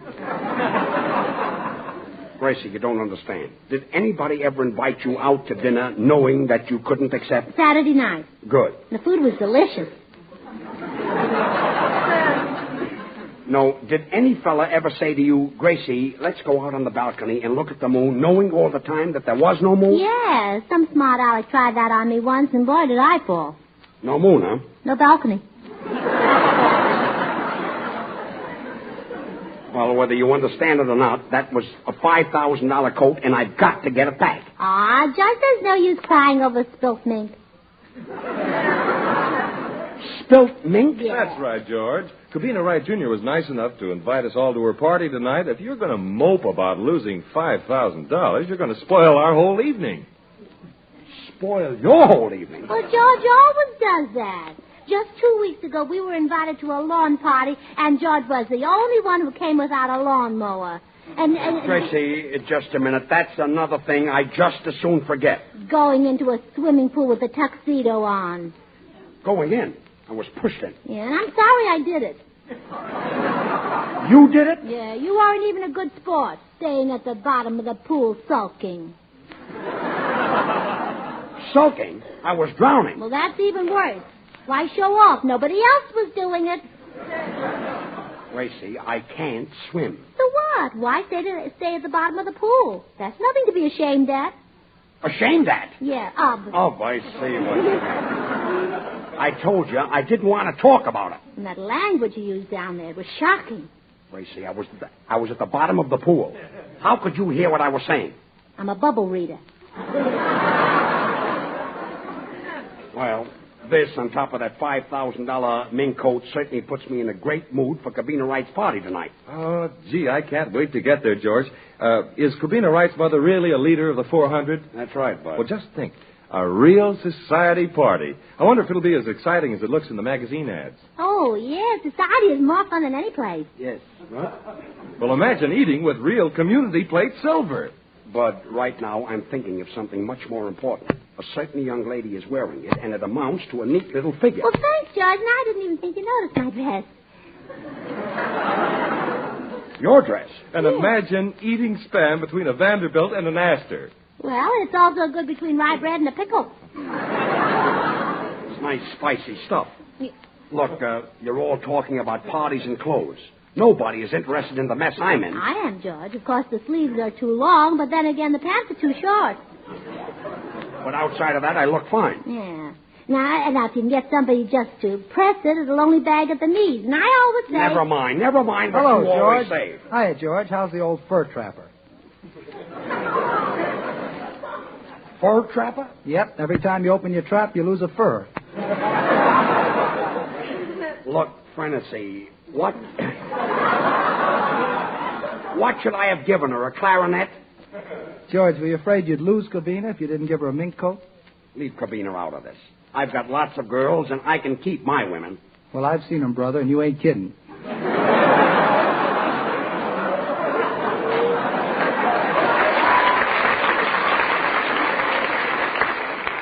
Ladies and gentlemen, that was Artie Shaw's band laughing at Artie Shaw's joke. As arranged by Lenny Hayton. Say, Artie, at Cubina's party tonight, how many dances are you going to have with me? Well, gee, Gracie, I'm afraid your program will be full. Oh, well, I never eat so much that I can't dance. Artie, make up your mind. Are you going to dance or not? Oh, please, George, I asked him first. I'm asking for you. Well, it won't do you any good because I'm dancing with Artie. Oh, please. What about it, Artie? Well, I'd like to, Gracie, but I've got a sore heel. Well, she can dance with George. Gracie, don't let him four-flush. No, I won't. We'll two-step. Yeah, that's not half the dance the four-flush is. Bueno, ¿y a mí por qué no me invitaron a la fiesta? ¿Qué no cuento yo aquí o qué pasa? Hombre? Yo también sé We're de back esas in cosas, Mexico ¿verdad? again. That's the guitar player. What is it, Senor Lee? I wasn't invited to the party tonight, and I'm an insult. Well, that's an outrage. Senor Lee, if I were you and didn't get an invitation, I wouldn't accept it. Am I hearing right? Don't worry. I'll get in by Hickory Creek. You mean you'll get in by hook or crook? You get in your way, and I'll get in my way. Well, look, Senor Lee, do what I do. I've got a great system for getting into parties. I go to the door, and I ring the bell, and I say to the butler, I want to see somebody inside. And he says, who? And I say, me. But, Gracie, that system could never work. I know, but that's the only thing wrong with it. Yes, do that, senor. I know how to get in. I'll disguise myself as a foreigner. A foreigner? Si, senor. I'll make out I'm a duke. A duke? Si. What does a duke say? Quack, quack, quack. What a duke says. Well, I've had enough. I'm only interested in one thing. I want to get back my mink coat. Well, if you want to get it back, why don't you get to the party? You just ask Cubina a riddle. Want to start that again? Oh, you don't hear very well, huh? Well, let's see. What did you say? I said, if you want to get it back, when you get to the party, just ask Cubina a riddle. Is that what you said? Yeah. A riddle? Yeah. You say, Cubina, what's the difference between a mink coat and a cup of coffee? Yes. And she'll say, I don't know. As long as she doesn't know, you give her a cup of coffee and take the mink coat. It's all very simple. Now the Smoothies, Babs, Charlie, and Little will sing Sweet and Low.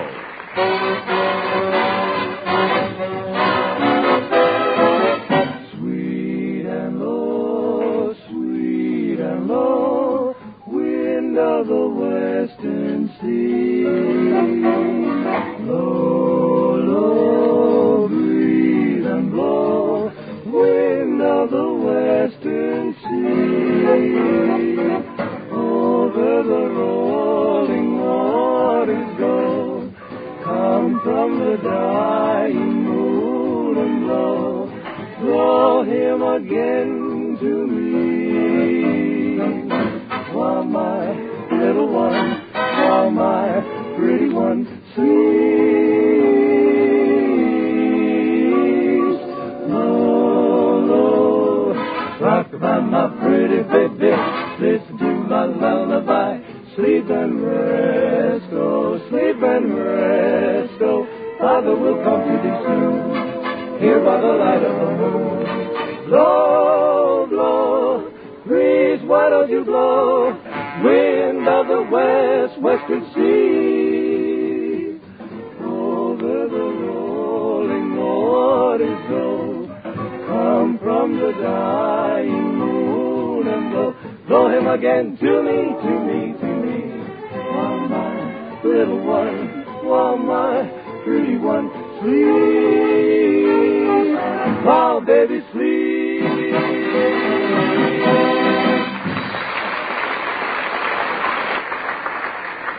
Well, when we get to the party, I'm going to get that mink coat back. I'll just tell her the truth. Well, come on, everybody, let's go. Where's Gracie? Oh, well, right here, George. Oh, isn't this a scream? Look what my brother Willie says in his letter. We haven't got time to listen to your brother Willie's letter. Oh, he's in the army, you know. I know he's in the army, but we're on our way to a party, you see. Good. Well, then I'll read the letter at the party. All right, read it at the party. Yeah, I will. Yes. Dear Gracie. Look, Gracie, we haven't got time. Well, it won't take long. Willie writes very fast. Oh, he's fast writer. Yes. Dear Gracie. Writes a very quick hand. Yes.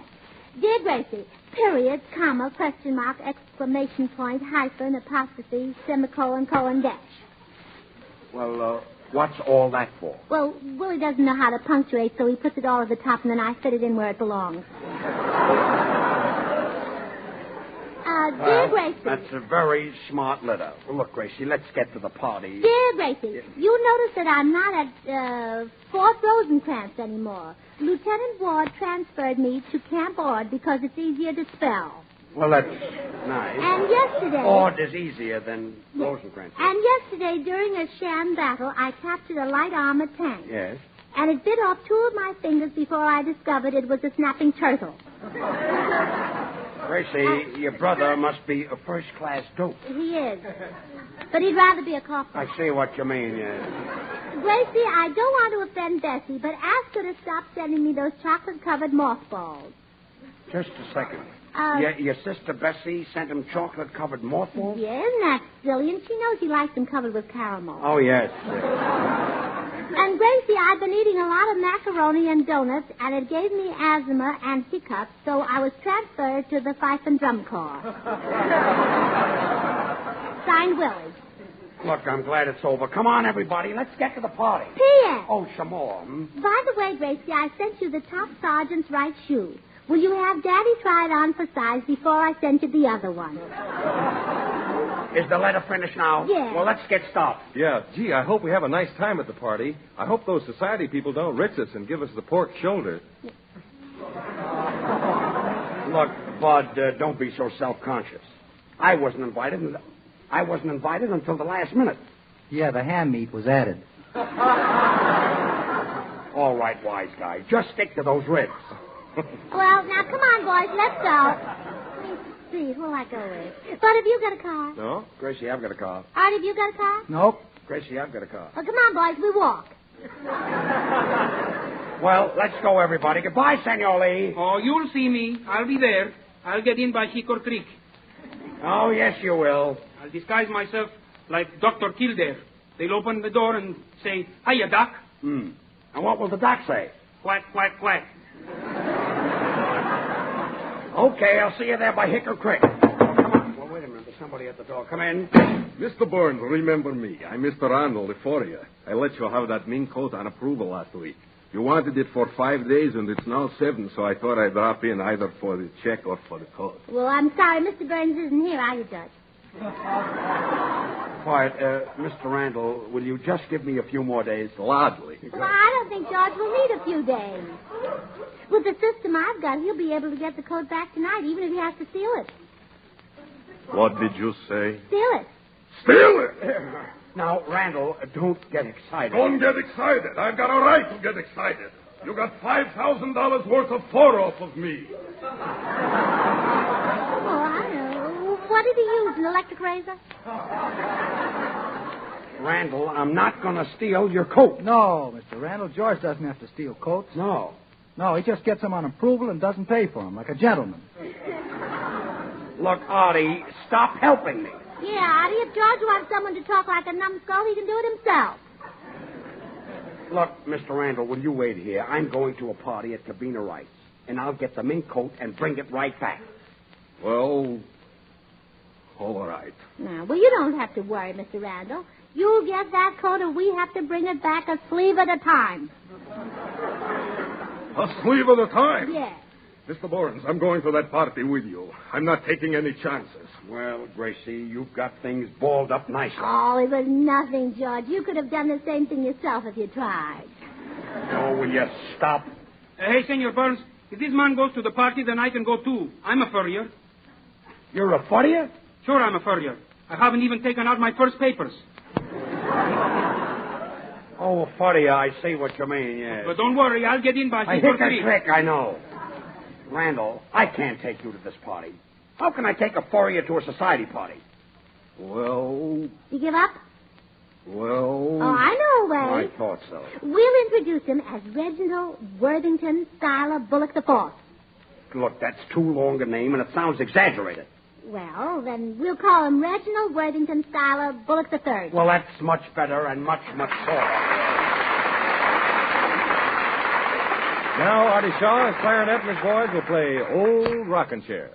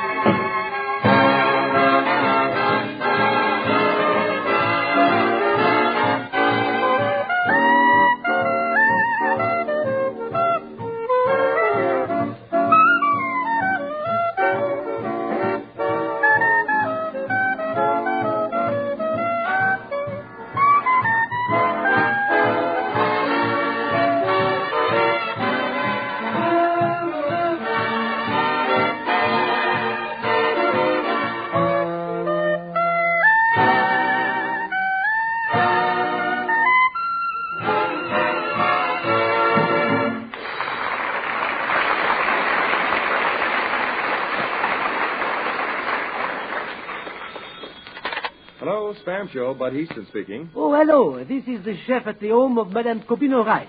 Is Monsieur George Burns available for the conversation? Why, no, not just now. Well, the butler have just informed me of a party. Oh, yes. I'm coming over right away, and the rest of them are on their way. Oh, c'est impossible. Rien préparé. What will I do? I do not know how to serve on so short notice. Oh, boy, what an opening you left. Qu'est-ce que c'est? Well, you want to serve a really scrumptious meal and do it quickly? Oh, oui. Then give us Spam. What? Spam? That's right. S-P-A-M. Spam. Now, listen. Just send the third assistant keeper of the pantry right over to the grocery store, get some cans of Spam. And get plenty, because Spam is a meat that keeps without refrigeration, Chefy, old boy. Now, here's the way you prepare baked Spam. First, open the can of Spam. Do I open it? Yes, that's very important. Then take a handful of cloves and stud the top of the meat with them. That's right. Then put the Spam in a shallow baking dish. Now, pop it into the oven and bake it. There's a swell brown sugar sauce described on the label of the can if you want to baste it with a dressing. And there's your main course, done in a jiffy. And your guests will love it. Spam is tender, juicy meat because it's a perfect blend of pork shoulder meat with ham meat added. And when you take it out of the oven, Chef, you can be sure that you have a pièce de résistance, a main course that is so delicious, so taste-tempting, so ooh-la-la that your party is bound to be a success. So take my advice and prepare a Spam bake tonight. Ah, Monsieur Histon, you are magnifique. Voilà, it shall be done. Voici, we'll be right over. Slice it, dice it, fry it, bake it, cold or hot. Spam hits the spot.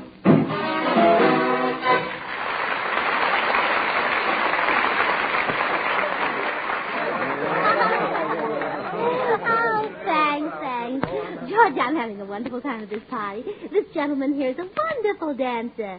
And we must have the next dance, too. I'd love to, madam, but I've got to go back and polish the silverware.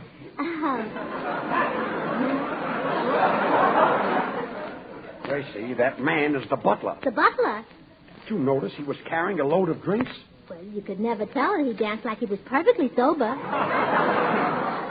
Well, quiet. Here comes Cubina. Now, don't forget, George. Just get her alone and tell her the truth. It's bound to work. It had better work. Relax, Florrie. And don't forget your name is Bullock. No, I'll get her outside alone. Oh, there you are. You all having a nice time? Hang tight, Cubina. George, is there anything I can get you? Yeah, mink coat. Quiet. Cubina, could I see you alone for a minute? Oh, gee, I've never been to such a swell party. Thanks, Gracie. See, who's that attractive-looking girl over there with the freckles? Oh, that's Elizabeth Brown. Her father has millions. Oh, yeah, he ought to carry a parasol. Cubina, could I see you alone? Cubina, is there any way of brushing off that silly dame who's been chasing me? There she is over there. Mr. Shaw, that happens to be my aunt. Oh, well, I didn't mean her. I mean the fat one next to her with the bobbed hair. That's my uncle. Boy, can he dance. Cubina, could I see you alone Hey, for a minute? Cubina, who's that tall, good-looking fellow standing over there examining the silverware? Oh, it's Bud Easton. Hello, Bud. Hey, Gracie, it's real community plate. Is it? Gracie, you've tried Spam with eggs, haven't you? Oh, yes, and it's delicious. Well, try it with real silverware. It's wonderful. Really? Look, it isn't polite to yell, Bud. What? It isn't polite to yell. What? Hey, it ain't polite to yell. Who was that? My mother. Cubina, could I see Come you here, Mother. alone? I want you to meet some of my friends. This is George Burns. Oh, well, how do you do? George Burns? Why, Cubina, you're wrong. Doesn't look so old. Old? Mother, this is Miss Allen. How do you do, Miss Allen?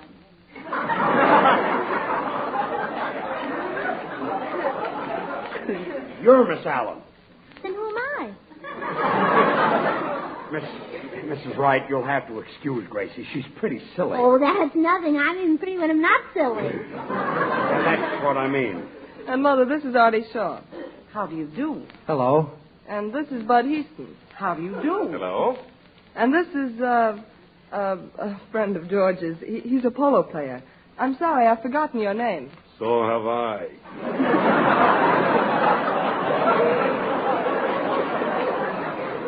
Mrs. Wright, he's Mr. Bullock. You know the Bullocks. Oh, the Bullock family. Oh, certainly. What branch are you? 7th and Broadway. Well, anyway, it's really a pleasure to be here, Mrs. Wright. And Mr. Burns, I want to thank you for that adorable little coat you gave Cubina. Do you know it looked like real mink? It looks like real mink. Do you know how long it takes to make a coat like that? Bullock. Do you know that this girl has one of the best skins in Hollywood? Well, maybe she uses mud packs. George, why is this Mr. Bullock so interested in my fur coat? Well, you see, Cubina, he's sort of a collector of furs. You mean he collects minks? Either that or the $5,000. Look, Cubina, could I see you alone for... That's right. What is it, Jenkins? There's a very dear friend of Mr. Burns waiting to see him in the library. What's his name? I don't know, sir. What did he say? Quack, quack, quack. That's Senor Lee, our guitar player. Mrs. Wright, could you please ask him to go? I'll see to it right away. Well, thank you. Cubina, could I see you out in the garden alone? Why, certainly, George. Miss Wright, here's your mink coat you rang for. I didn't ring for it. Well, somebody did. Who wants to talk about my brother? Well, Cubina, would you like to have me take it upstairs? No, I'll wear it out in the garden. Oh, you are going to wear it out in the garden? Yes, Mr. Bullock. May I slip these mothballs in the pocket? Mothballs? I thought he was a polo player. Well, he is. You see, he plays miniature polo. He uses a very small mallet. Say, George, you better get that coat back before the styles change. Well, just leave it to me. Cubina, dear, Yes, Mother? take care of our guests and see that they have a good time. I'm going out. Why, Mother, you look wonderful with all your jewels on. Yeah, you're prettier than Hollywood Boulevard. Quiet. Mother, who are you going out with, Frank Vanderlip or Gregory Thorndyke? Neither one. Well, then with whom? Quack, quack, quack.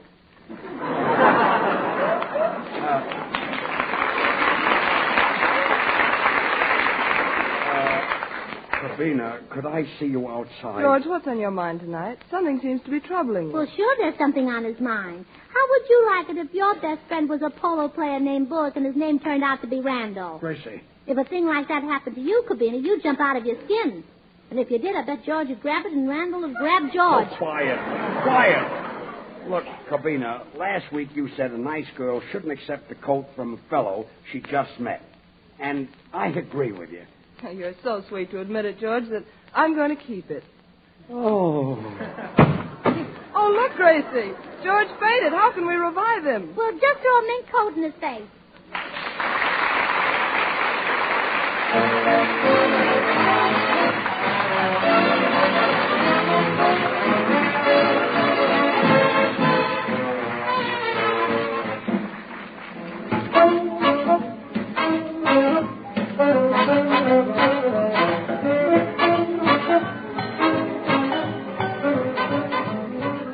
Don't forget to put Spam on your shopping list tomorrow. Originated by Hormel, Spam is absolutely the most popular new meat item brought out in a generation. A perfect combination of pork shoulder and ham, this delicious meat in a handy can has become a mealtime mainstay in millions of homes. If you haven't yet tried Spam, do so tomorrow. You're really missing something extra good because cold or hot, Spam really hits the spot. Ask your food dealer for Spam. Ladies and gentlemen... Oh, Gracie, say goodnight. Well, good night. That's right. Ladies and gentlemen, we leave tonight, and our next broadcast will come from Chicago. George, you can't leave yet. Why not? I gave the man the checks for the trunks. I gave him the check for the suitcase. Yeah, but you forgot to give the man the check for the fur coat, if you know what I mean. Oh, good night. Good night, sir.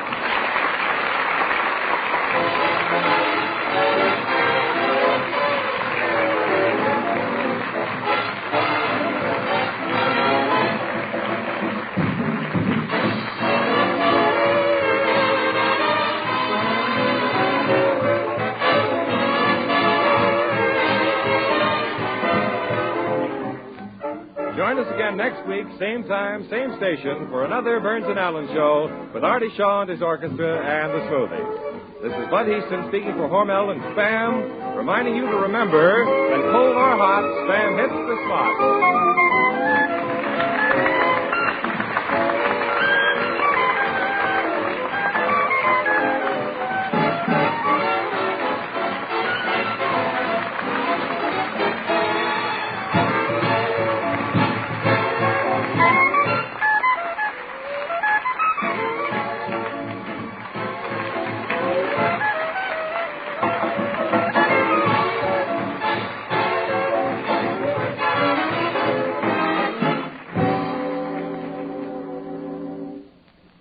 Have you tried Hormel chili con carne? Even those who think they don't like chili do like chili con carne the way Hormel makes it because it's different and everybody likes it. Double your money back if you don't like it. Try Hormel chili con carne tomorrow. This is the National Broadcasting Company. From New York, the George Burns and Gracie Allen Show with Beatrice Fairfax for Hormel and Spam.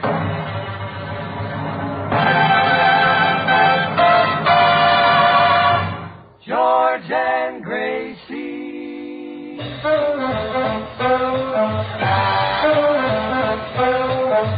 Spam, oh boy. Spam, what joy. George Burns, Gracie Allen. Oh, Sean Wenner's orchestra. Singing glee with a smoothie tree. To start the fun, here's Jimmy Wallington.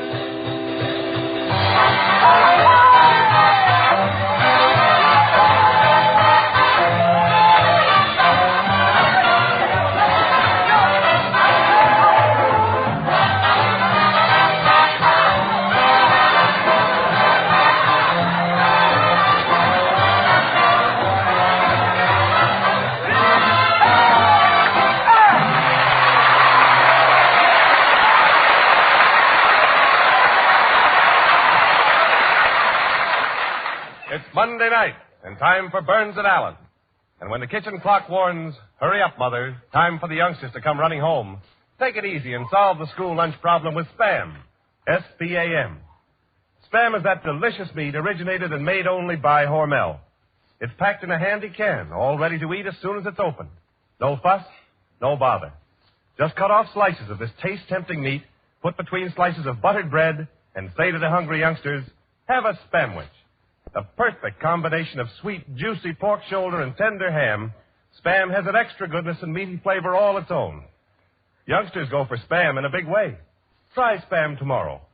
When you see the easy recipes on the label, you'll discover you can serve Spam cold or hot. It's America's popular mealtime aid. So ask your food dealer for S-P-A-M, Spam.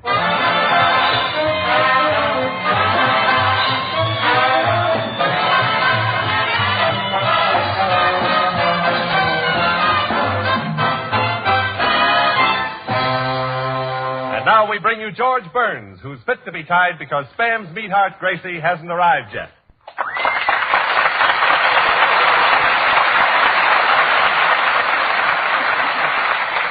Kyle, that's fine. We're on the air and no Gracie. Jimmy, have you seen her? Oh, sure. I've seen them both. Both? Yeah, as a matter of fact, they've been together every night this week. Together? Together with whom? George, you know I'm the last one in the world to start any trouble. I know, Jimmy. But I was at the Ritz Cocktail Lounge, and right at the next booth... Uh-huh.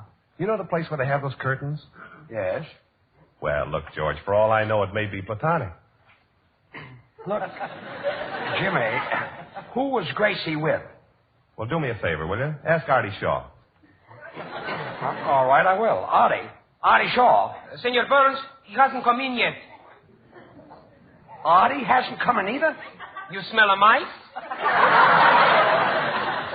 Wait a minute. Hey, Jimmy, it can't be that Artie Shaw and Gracie are they together? Well, George, I've only been with you for 4 weeks. I know from nothing. I'm staying with you the rest of the season. Well, I'll give that guy a piece of my mind when he gets here. Fire him. Get rid of him. I know a musician who can play rings around that Shaw. And besides, I'll work cheaper. Senor Lee, you want to lead the band? Why not? What's Artie Shaw got that I haven't got? And don't answer that question. How do you like that? Gracie and Shaw. Cocktail lounge. Booths with curtains. Both late for the show and we're on the air. I wonder where they can be now.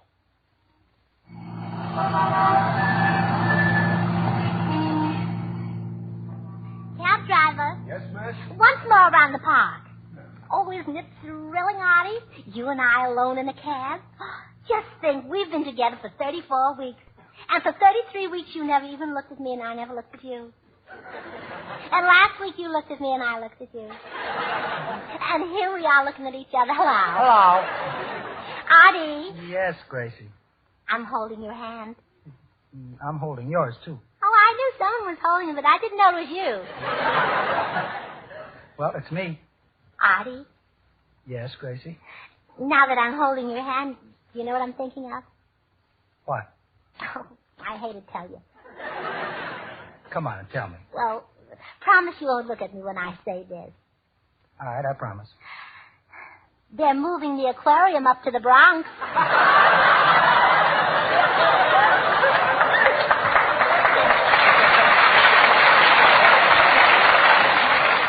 Now I'm worried about my musicians. The poor fish. Oh, isn't the park beautiful?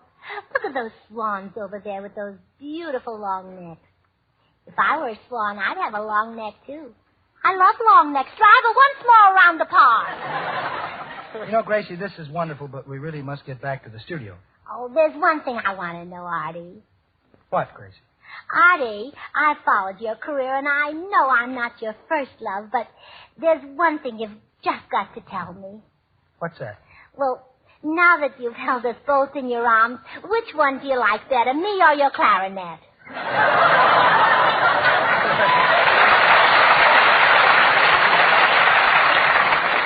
Gracie, you'll have to give me a little time on that one.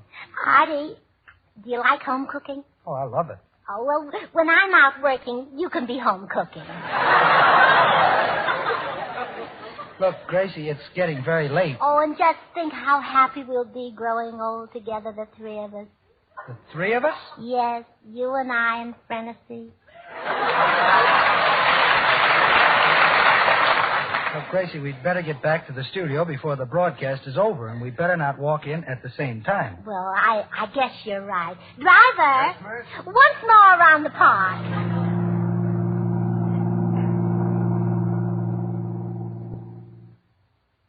Jimmy, try to understand this.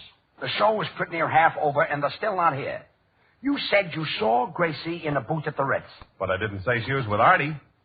But Artie was there, wasn't he? But I didn't say he was with Gracie. But you say that you peeked through the curtains? Yeah. And what do you think they were doing? What? Well, eating spamwiches. Eating spamwiches? Yeah. Yeah, you know, that's that delicious pork shoulder with ham meat added. How could you think of spam at a time like this? I know from nothing. I'm staying with you the rest of the season. Smoothies, will you do me a favor and do your number right now? I'll find those people. I'll call the Ritz Cocktail Bar. Senor Burns, if I were you, I'd fire that Shaw. Why don't you give him 2 weeks' notice, starting last month? I think I will. Some nerve, that Shaw. He's taking the wrong altitude. Altitude? Si, senor. Attitude. Altitude means high. At the cocktail bar, he's drinking milk? Well, I'll find him. Smoothie, just have your number. Operator, get me the Ritz-Carlton, please.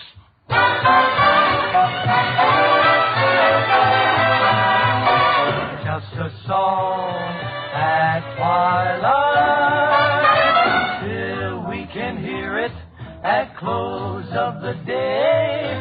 Love will be found the sweetest song of all. Just a song at twilight, when the lights are low and the flickering shadows softly come and softly go. Though the heart be weary, sad the day and long, still to us at twilight, there it comes, it comes stealing. Love's old sweet song. When the flickering shadows start a-falling, just when you will hear love calling. Love's old sweet song. You're sure to hear it, never fear it. Love's sweet song.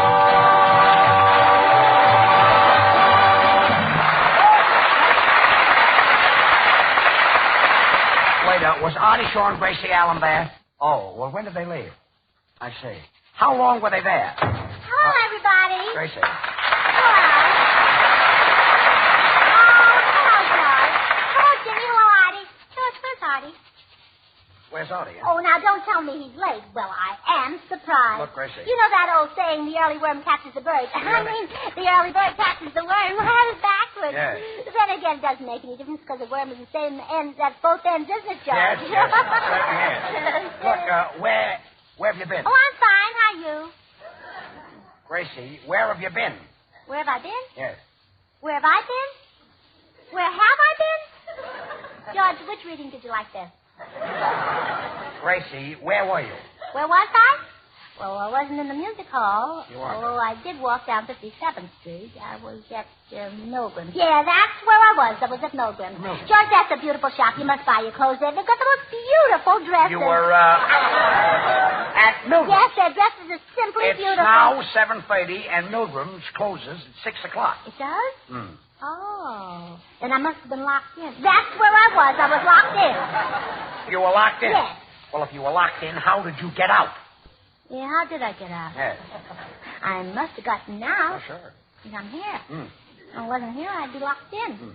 And I'm not locked in, so I must have gotten out. You must have gotten out, yes. I rang the burglar alarm. That's what I did. I rang the burglar alarm.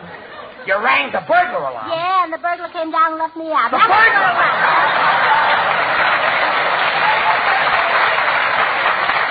The burglar let you out, huh?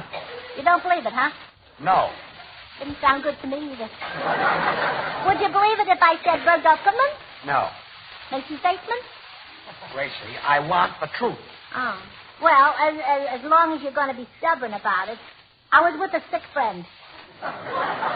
With a sick friend? Yeah, and if you don't believe this one, I've only got one more. What's the name of the sick friend? Well, I don't know. He was too sick to tell me. He had pneumonia. Had pneumonia? Double pneumonia. Double pneumonia? Oh, it wasn't exactly double pneumonia. It was sort of a single pneumonia. Single pneumonia, more yeah. like a three-quarter pneumonia. Three-quarters pneumonia. Had a cold. Yeah, had a cold. It wasn't exactly a cold. He sneezed. Sneezed, yes. Just sneezed once. Sneezed once. So he sneezed just Just once. once he sneezed, Matter yes. of fact, he was never even sick. Huh? The healthiest man in the world. He's strong as a bull. Strong as a bull? Died, you know. He died? Yeah, from double pneumonia. Well, it wasn't exactly double pneumonia. Quiet, It was more quiet. like... I'm asking you for the last time, and I'm running out of patience. Well, that's good, because I'm running out of excuses. Well, what really happened was I was waiting for the 6th Avenue elevator, and I knew that I had to go to the broadcast. And then... You were waiting for the 6th Avenue yes, elevator? Yes, I knew I had to go to the broadcast. 6th Avenue elevator? Yes, yes. That's been down for 2 years. Well, that delayed me a little. So...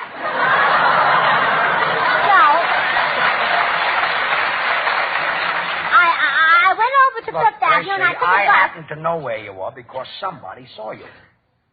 Hey, Jimmy. I know from nothing I'm staying with you the rest of the season. Fine. Come here, Gracie. I want to see you alone. Alone? Yes, alone. Just you and me? Just you and me. Well, I know the cutest spot, the Ritz Cocktail Lounge. It's got little The Ritz little Cocktail curtains and Lounge. the cutest I see what you mean. And they got a small building.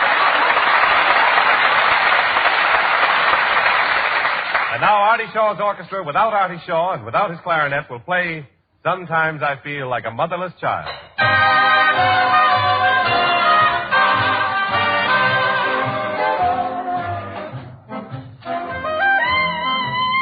Wait a minute.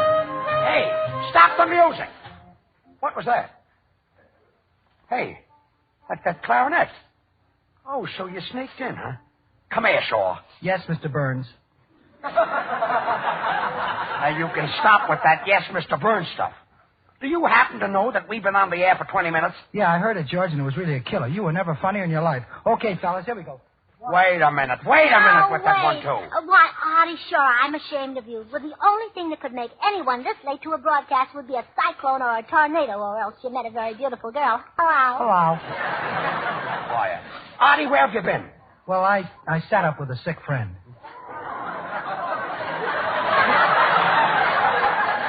A sick friend? Artie, that won't work, and the one about Milgram is dead, too. Artie, it might surprise you to know that this program can go on without you. And it's possible for somebody in this great big city to take your place, you know. Muchas gracias, Senor Burns. All right, boys. A 1, a 2, and Shaw, turn the pages. Yeah.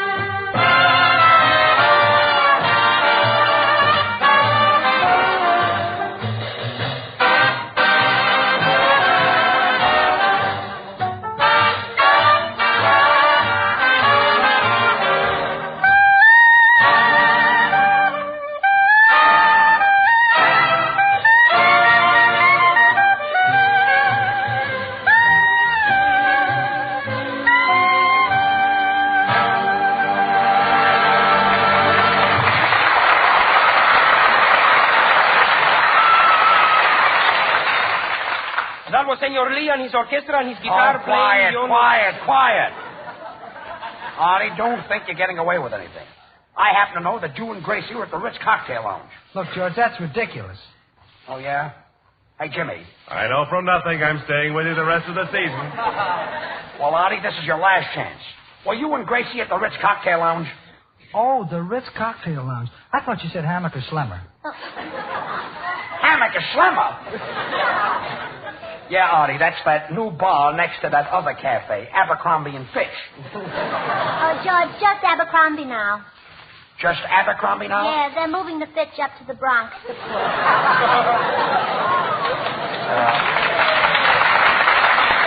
Artie, what really went on behind those little curtains? Hello. Oh, stop it. Hello, stop it. Artie, what went on? Well, look, Gracie read me one of her brother Willie's letters. Didn't you, Gracie? I did?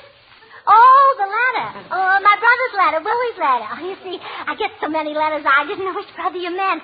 He's the one in the army, you know. I know. My brother, you know. I know that. He's at Fort Dix, New Jersey. No, Fort Myers, Florida. Fort Myers, Florida? Yeah. He was transferred again. Well, he wasn't exactly transferred. What happened was he was standing in rank, and the captain howled forward march, and Willie had his pants on backwards, And so he ended up in Florida. yeah. Sure. That's Willie, all right. He's my brother, you know. I know that. I know he's your brother. And I don't believe the whole story. Well, George, that's the best I can do unless you want me to go back to the one about Milgram. Gracie, I've heard your story. And Artie, I've heard your story. But Jimmy, I haven't heard your story. Well. Yes. Once upon a time, there was a girl named Susie. Susie? What's that got to do with this? Oh, this is even better than the Milgram story. Oh. Anyway, Susie, who was a very smart girl, suddenly remembered one afternoon that she hadn't planned dinner. And the clock on the wall said... Ha. It's 5 o'clock. What are you going to have for dinner, dearie? But Susie only laughed and said, whenever the occasion calls for delicious meat, serve Spam. Friends, you will be pleasantly surprised when you discover how Spam baked for dinner is a real taste tempter that satisfies a family completely. That's because Spam, S-P-A-M, is a perfect blend of sweet, juicy pork shoulder meat and tender ham, seasoned in a better way, cooked to a delicious extra goodness. Plan a meal around baked Spam. It's so easy. Just open a can of Spam, place the meat in a shallow baking dish, and bake according to the recipe on the label. In a jiffy, you'll take to the table a main course so distinctive in meaty flavor, so filled with lip-smacking satisfaction that the family will say, Spam is really elegant eating. Give the folks baked Spam tomorrow. The easiest to get, best to eat dinner you've had in a long, long time. But start right and get the real thing. Be sure to ask your food dealer for S-P-A-M, Spam. And then you'll be happy like Susie in the story, who found... Susie winked her eye, and Sam passed her by, but baked Spam for dinner was the way she got her guy.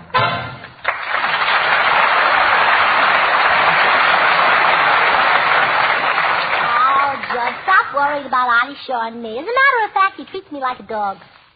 He treats you like a dog? Yes. He holds me on his lap and he pets me.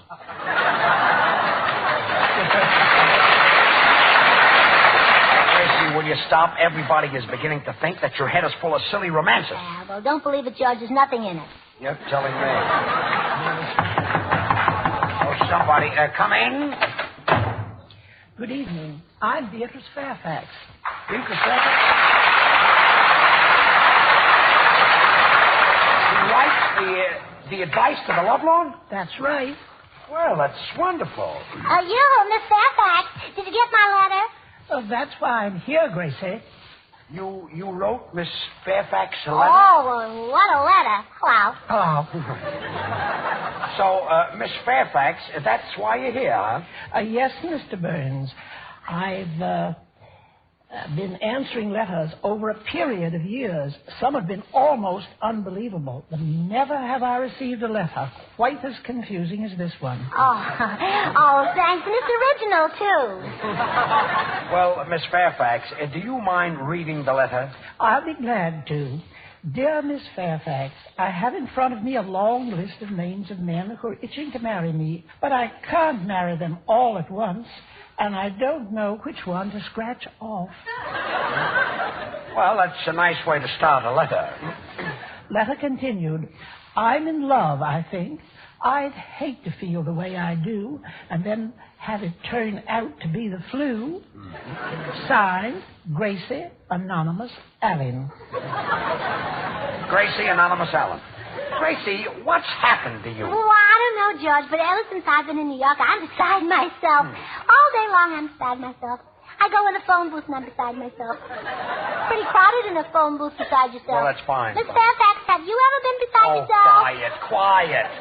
I think Miss Allen's been bitten by the love bug. Oh, no. He only holds my hand and bites the clarinet. Wow. Hello.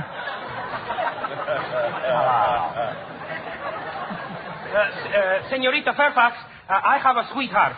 You give advice to the love-worn? Love-worn? It's lovelorn. Worn means something very old, tired, ready to be thrown away. Oh, you know Dolores.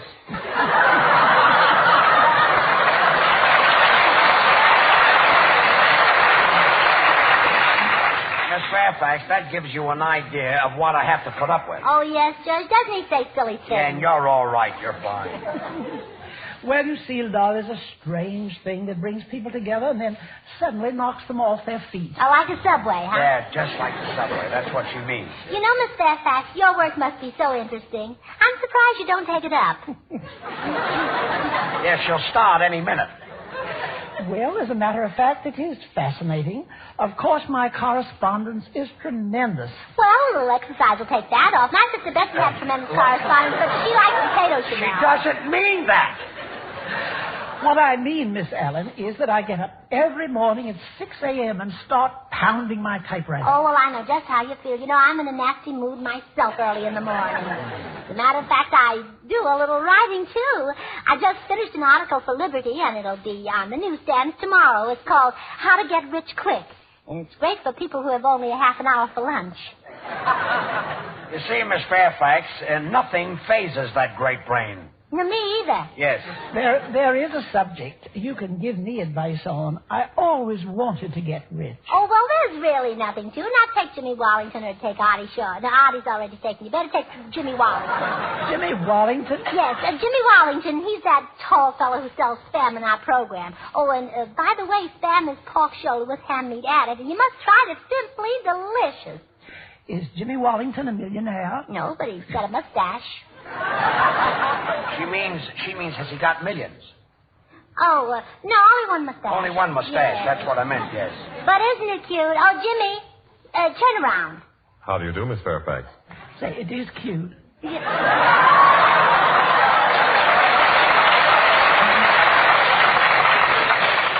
it's a little dull. Well, I've got to run along now. Oh, no, wait, Miss Fairfax. Now I want you to meet something that is really something. But before you meet him, you must promise me one thing. That you won't talk for 5 minutes. That you'll just stand there and look at him. Artie, come here. There he is. Hello. Hello. Oh, my goodness. Now, Artie, stand up straight. Now, smile for Miss Fairfax. Now, Artie, turn sideways so she can see your profile.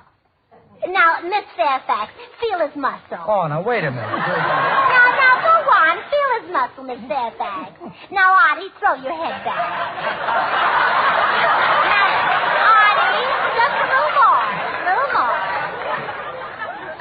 Miss Fairfax, isn't he pretty? Oh. Look, Gracie, will you stop? Well, I've had a wonderful evening, and I've just got to run along. Is there a drugstore downstairs? Yes, right.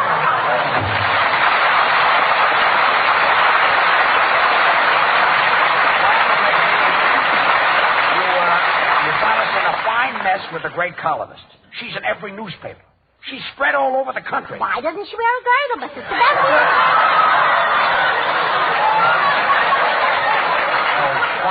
Quiet. Hey, wait a second, George. You can't talk that way to Gracie. Yeah, well, that goes for you, too. And you can't talk that way to Artie. That's right, I'm going. No, wait for me, baby. Goodbye, George. Goodbye, George. Wait a minute. Where are you two going? Once more around the park. Once more around the park.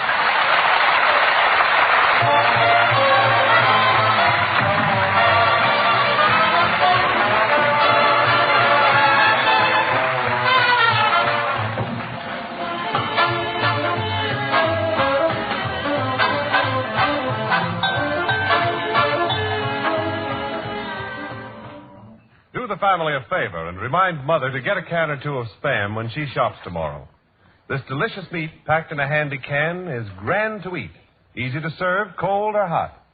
Originated by Hormel, Spam has become the most popular meat item brought out in a generation. You millions who use it regularly know how delicious Spam is, how it stands alone in taste, quality, and flavor. If you haven't yet tried Spam, you're really missing something extra good. Get a can from your food dealer. Try the easy recipes on the label. Tomorrow, ask for Spam. Thanks, Jimmy, and good night, everybody. Good night. Gracie, I thought you left with Ollie. Well, I came back to get some cab fare. Hello. Hello. Good night, all.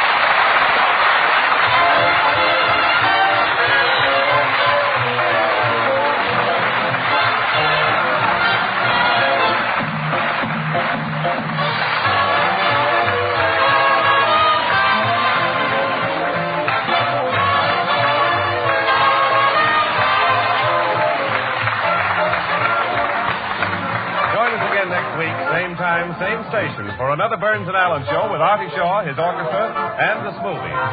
This is Jimmy Wallington reminding you to remember that cold or hot, Spam hits the spot.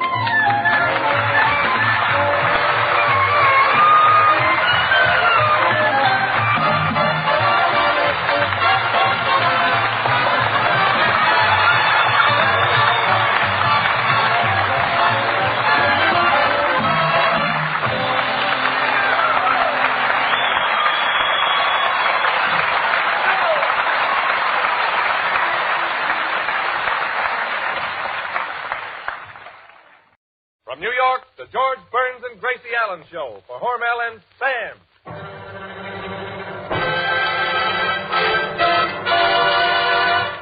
George and Gracie.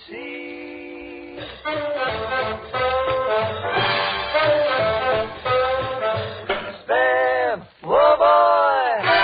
Spam, what joy. George Burns, Gracie Allen on the show where the orchestra singing glee with the Smoothies three.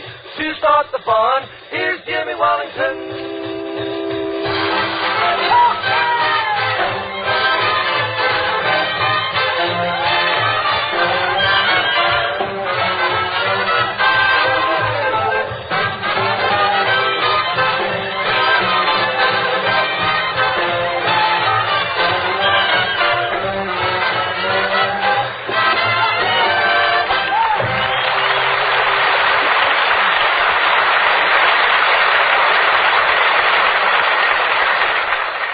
Another Monday night at your house, and time for Burns and Allen, and time for you to discover the way women all over the country have learned how to give the family a breakfast that is different. Serve Spam fried. Spam is tender, tasty meat, a perfect blend of sweet, juicy pork shoulder meat and ham cooked to a savory goodness. Made only by Hormel, Spam is packed in a handy can, so all you do is open it, cut off slices of Spam, and fry quickly in a hot pan. Serve sizzling hot with eggs or a stack of wheat cakes, and you'll start the family off in the morning with a meal that sticks to the ribs. Try Spam fried, the quickest, tastiest breakfast you've had in many a day. But start right and get the real thing. Be sure to ask your food dealer for S-P-A-M, Spam.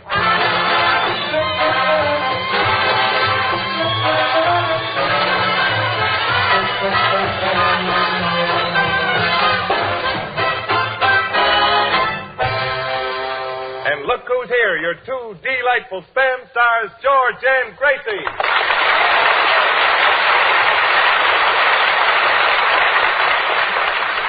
Thank you very, very much. 1st of August in the middle of July, the afternoon was wet and the morning was dry. Gracie, you're in a very, very gay mood tonight. Gay mood? Well, sure I'm in a gay mood. Everybody's in a gay mood today. Today's the day. Today's the day. St. Patrick's Day. I see. Oh, it's a wonderful day in the year, and I'm not saying that because I'm Irish. Oh, no. Of course, I'm only Irish on my mother and father's side. I say.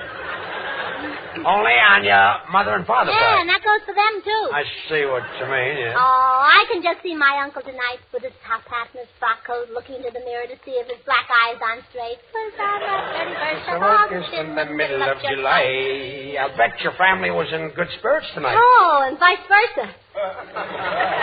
Oh, George. George, I marched in the Fifth Avenue parade today. It was the St. Patrick's Day parade, you know. I know, I was born in New York. I've seen those parades. Boy, what excitement. Every year you have those parades. Yeah, what excitement, Born what here, music, you know, what yes. glamour, what bargains at Bergdorf Goodman's window, what crowd. Wait a minute. Bergdorf Goodman's window? Yeah, what crowd. Even the parade didn't stop you from window shopping? Oh, no.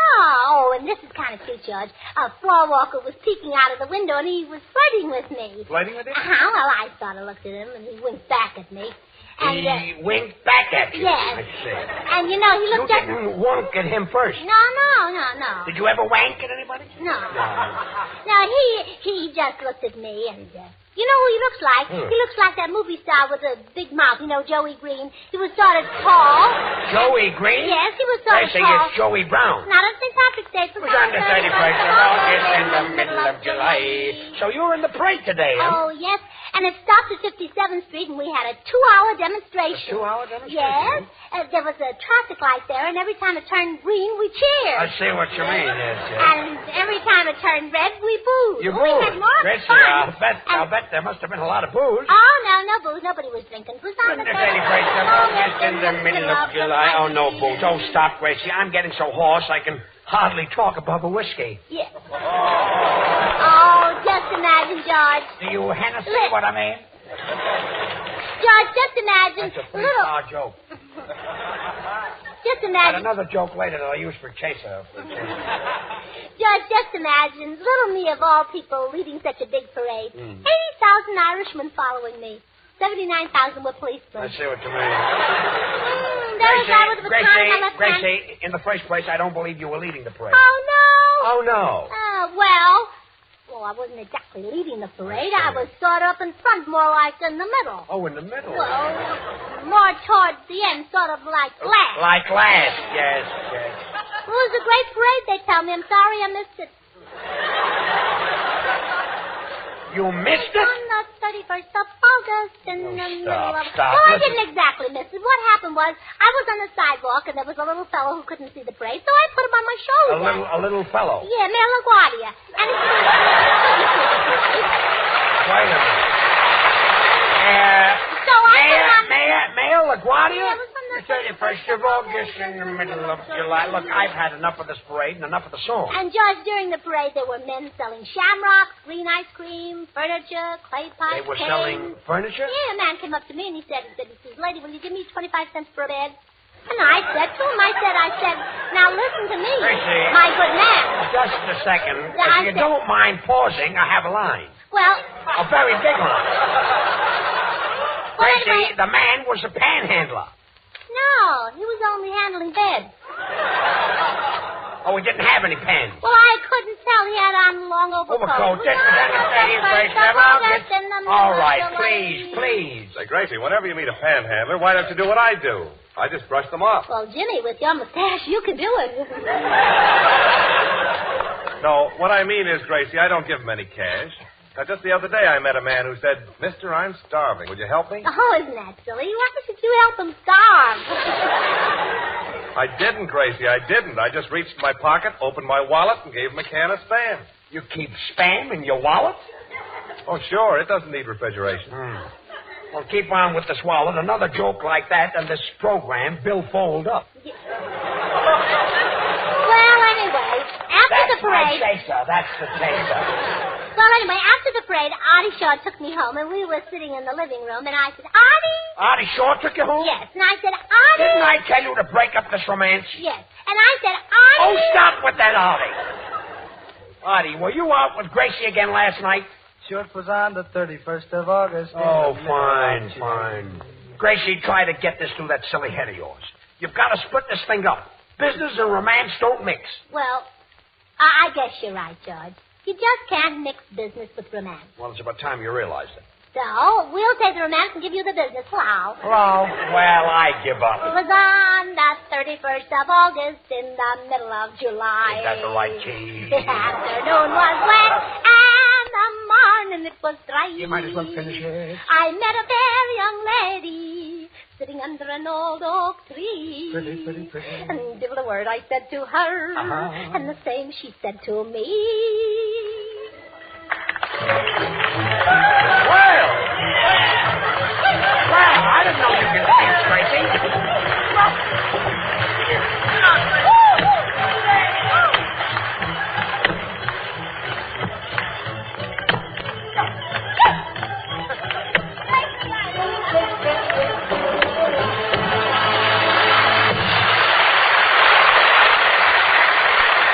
Why, Gracie, I didn't know you could dance. I certainly was. Well, George, it looks like you and Gracie are washed up for good. Brother, ever since she and Artie started to say, plow, I knew you were a dead duck. Yeah, Jimmy, I better break that romance up. It's lasted longer than the snow on the streets in New York. And I know how to break it up. I'll use system number 3. System number 3, what's that? The old sympathy gag. Oh. It's bound to work with Gracie. Watch. Gracie. Well, just a minute. Oh, that was wonderful, Artie. But the next time you hug me, I wish you'd take the clarinet out of your mouth. What is it, George? Gracie, I've got something to say to you, and please try to understand. I want you to know it's not because I'm jealous. We've been together for years, and you just can't tear down everything that we've built up in just one day. Oh, well, how long will it take? Gracie, remember the first time I met you? Mm-hmm. We were just kids then. That's right. You'll have to admit I wasn't selfish. If I had anything, didn't you always get it? Yeah, until I was vaccinated.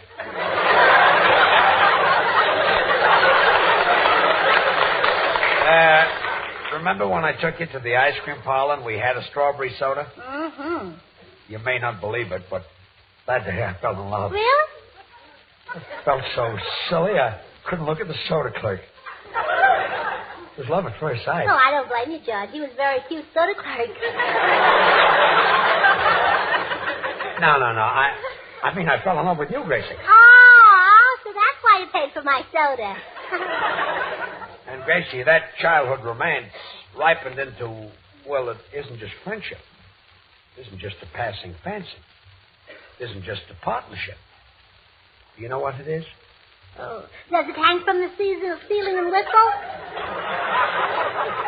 Does it hang from the season and whistle? No, ceiling. Gracie, boys, a little soft music. Maybe that'll help. Thanks, fellas. Gracie, remember that little tea room on 6th Avenue that we used to go to? The one where they have the candlelight and the gypsy music? Yeah, that's the place. Oh, it makes my heart beat faster when I think of it. Oh, I see. You still remember it. Remember it. I was there last night with Artie. Hello. Hello. All right, boys, stop it. I've had enough. Gracie, don't you understand? I've been talking to you until I'm blue in the face. Oh, please, George Green. It's St. Patrick's Day. Oh, yes. Well, I'm going outside. I've got another system. I'll go with you, George. I want to get you some tonic. Tonic? Why? To fix up your system. Oh, poor George. I hope he doesn't jump off the Empire State Building. Yeah, wouldn't that be awful? He hasn't got a coat and he might catch cold. Yeah. Senor Shaw, would you like some advice? What kind of advice? Well, if I were in your place, and if you take my advice, I will be.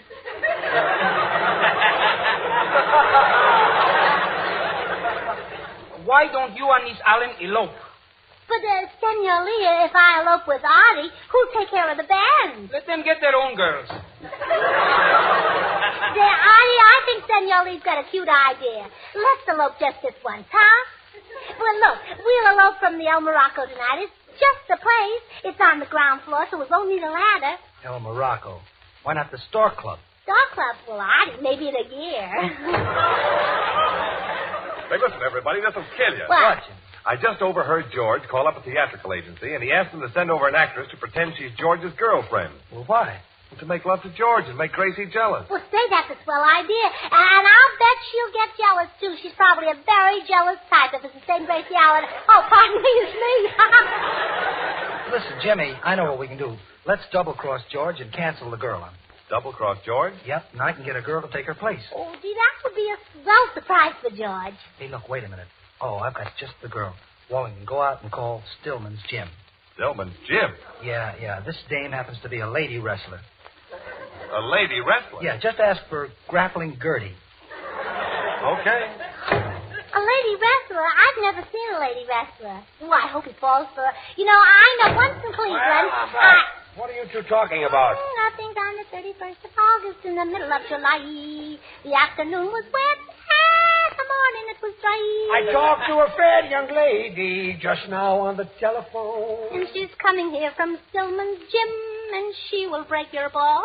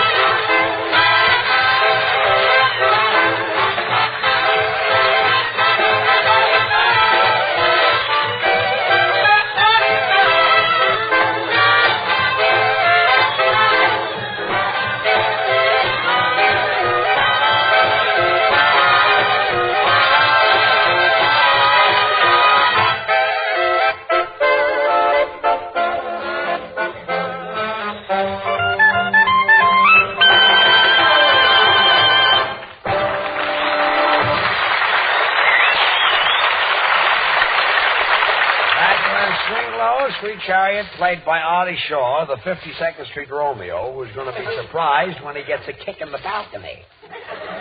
And by the way, Artie, Hey, everything's okay, Artie. I made the switch. Switch? What switch? The thing that was now is a switch, you know. You made it. You thought it was real, huh? It isn't. Jimmy, take it off and wait for the judge. Oh, quiet. Hello. It's for you, Jimmy. Oh, gee, I hope it is. Hello? Who's this? Oh, Artie, don't worry. It's okay. Yes, this is Jimmy Wallington speaking. Mm-hmm. Oh, I'm very sorry I can't be there. No. No, well, you see, I've got a date with a plate. Yes, that's right. Sorry. Goodbye. Jimmy, I hear you say you got a date with a plate? That's right, George. You see, there's a very tired dinner plate. Oh, a plate that goes out and stays out late. I see what you mean. Yes, that's it. In fact, there are thousands of dinner plates all over the country, and they're very tired of the same thing for dinner. Very tired. So here's the suggestion I'm going to make when I date the plate. A suggestion that not only makes the plates on your table happy, but a meal that makes the family say, this is a swell dinner. All you do is open a can of Spam. You're sure of success because Spam is tender, taste-tempting meat with a delicious flavor. Then put the Spam in a shallow baking dish, slip it into the oven, and bake for a few minutes according to the easy recipe on the label.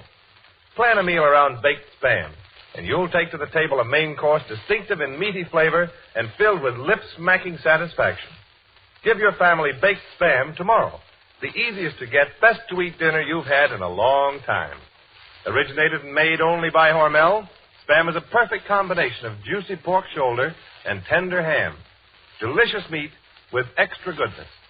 To be sure of a meal that makes a hit, remember to insist on Spam, S-P-A-M, when you shop tomorrow. Slice it, dice it, fry it, bake it, cold or hot, Spam hits the spot.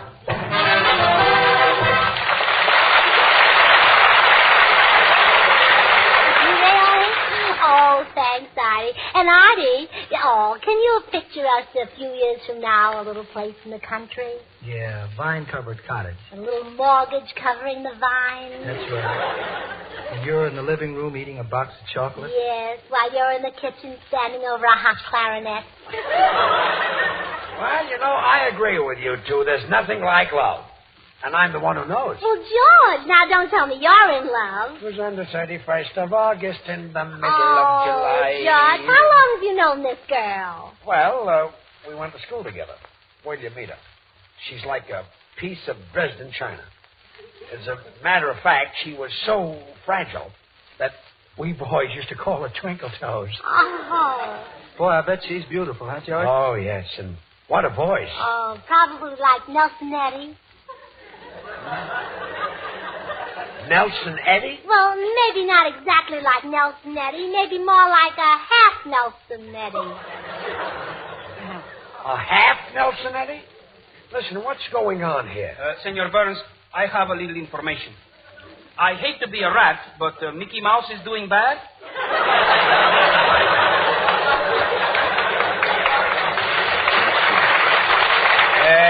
Senor, what's this information?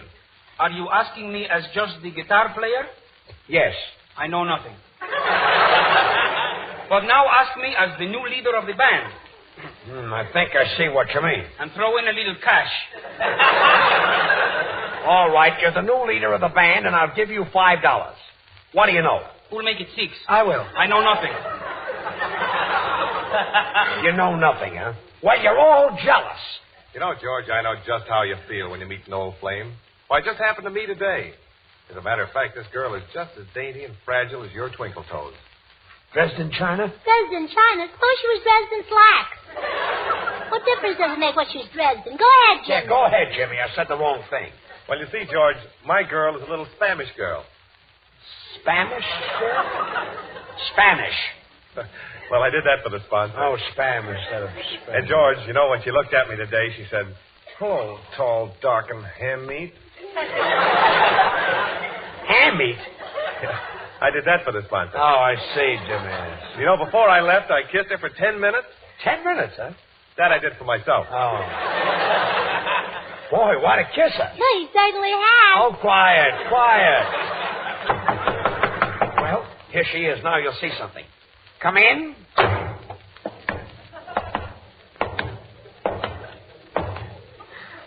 George. Twinkle Toes is here.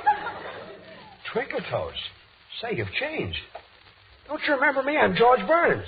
Hello, George. Oh, my. What a beautiful voice.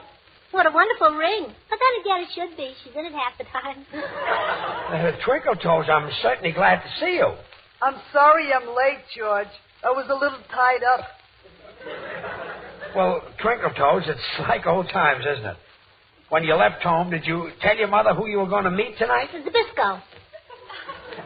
Zabisco? Well, George, Zabisco. I read that on the night chart when I had my eyes examined this morning.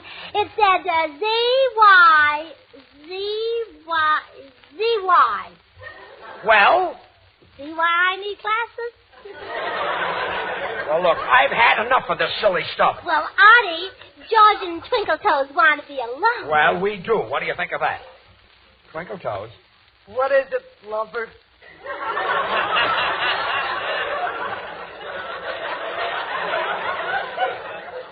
Remember when we were kids? Yeah. Remember those romantic nights under the stars? Yeah. Remember when I carried your books to school? Yeah. Remember when she carried you? Yeah. You know, Twinkle Toes, when I first fell for you, it wasn't just your looks that attracted me. It wasn't just your personality. It wasn't just your mind. Do you know what it was? Does it hang from the ceiling and whistle? Oh, quiet. Go ahead, tell me more about that love stuff, George. Yeah, go ahead and tell her, Lenny. Oh, quiet. Gracie, will you take Artie away from here? Well, Artie, George is right. Nobody should interfere with lovers. Lovers should be left alone. It's very rude to interfere. George, let me tell you how to do it. Now, Twinkle Toes, you stand over here, and George, you stand over there. Okay, who's the referee? Referee? Wait a minute. Is this a love match or a wrestling match? There's a difference?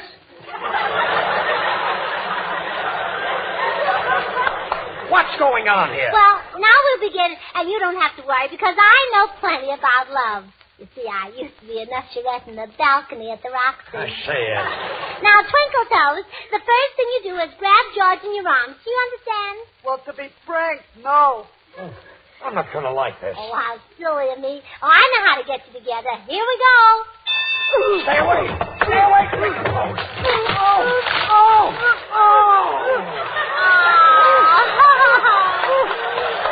Isn't that cute? George's first crush.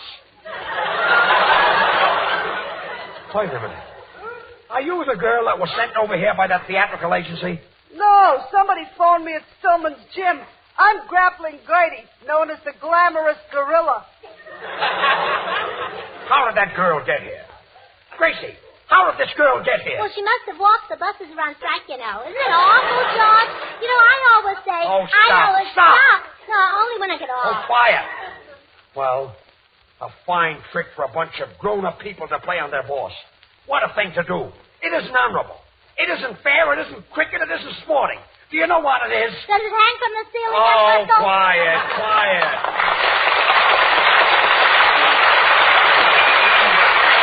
Now Gracie will sing, Let's Get Away From It All. That was a fine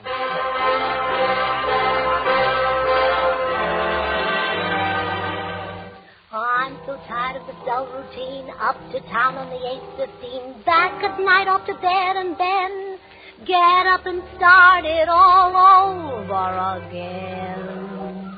Let's take a boat to Bermuda. Let's take a plane to St. Paul. Let's take a kayak to Quincy or Nyack. Let's get away from it all. Let's take a trip in a trailer. No need to come back at all. Let's take a powder to Boston for chowder. Let's get away from it all. We'll travel round from town to town. We'll visit every state. I'll repeat I love you, sweet, in all the 48. Let's go again to Niagara. This time we look at the fall. Let's leave our hut, dear, get out of a rut, dear. Let's get away from it all. What do you say we toddle away to Ipswich?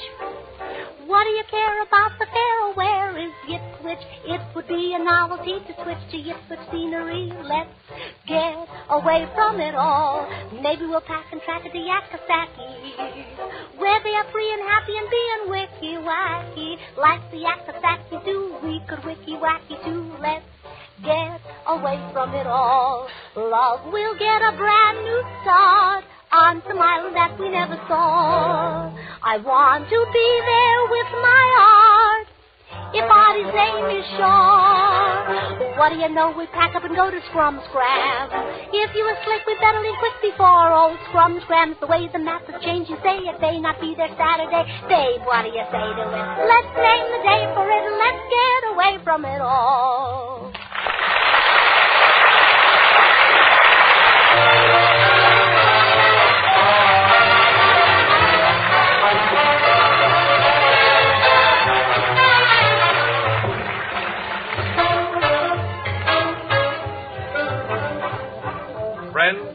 Spam, S-P-A-M, a perfect blend of pork shoulder and tender ham, has become a word in the American language that means downright delicious food.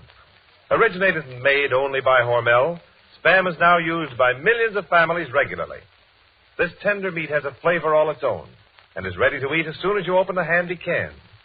Spam has dozens of uses. Serve it cold, bake Spam for dinner, fry slices for breakfast. Promise yourself you'll try one new way to serve Spam tomorrow. Use the easy recipes on the label. You'll soon discover serving Spam cold or hot is a quick, thrifty way to give your family grand-tasting meat. Tomorrow when you shop, ask your food dealer for S-P-A-M, Spam. Well, thanks, Jimmy. Well, Gracie, say good night. Good night.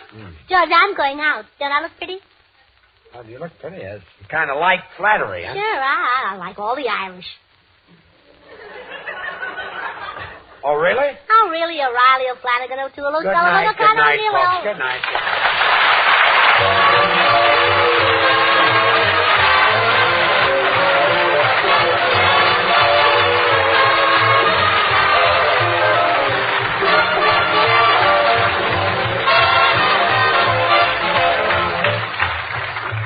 Join us again next week, same time, same station, for another Burns and Allen show with Artie Shaw, his orchestra, and the Smoothers.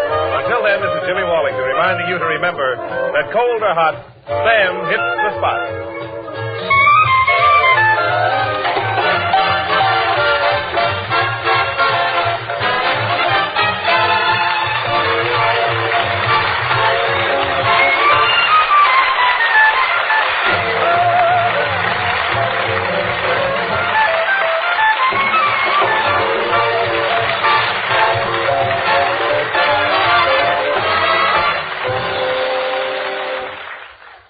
Tried Hormel chili con carne. Even those who think they don't like chili do like chili con carne the way Hormel makes it, because it's different and everybody likes it. Double your money back if you don't like it. Try Hormel chili con carne tomorrow. This is the National Broadcasting Company.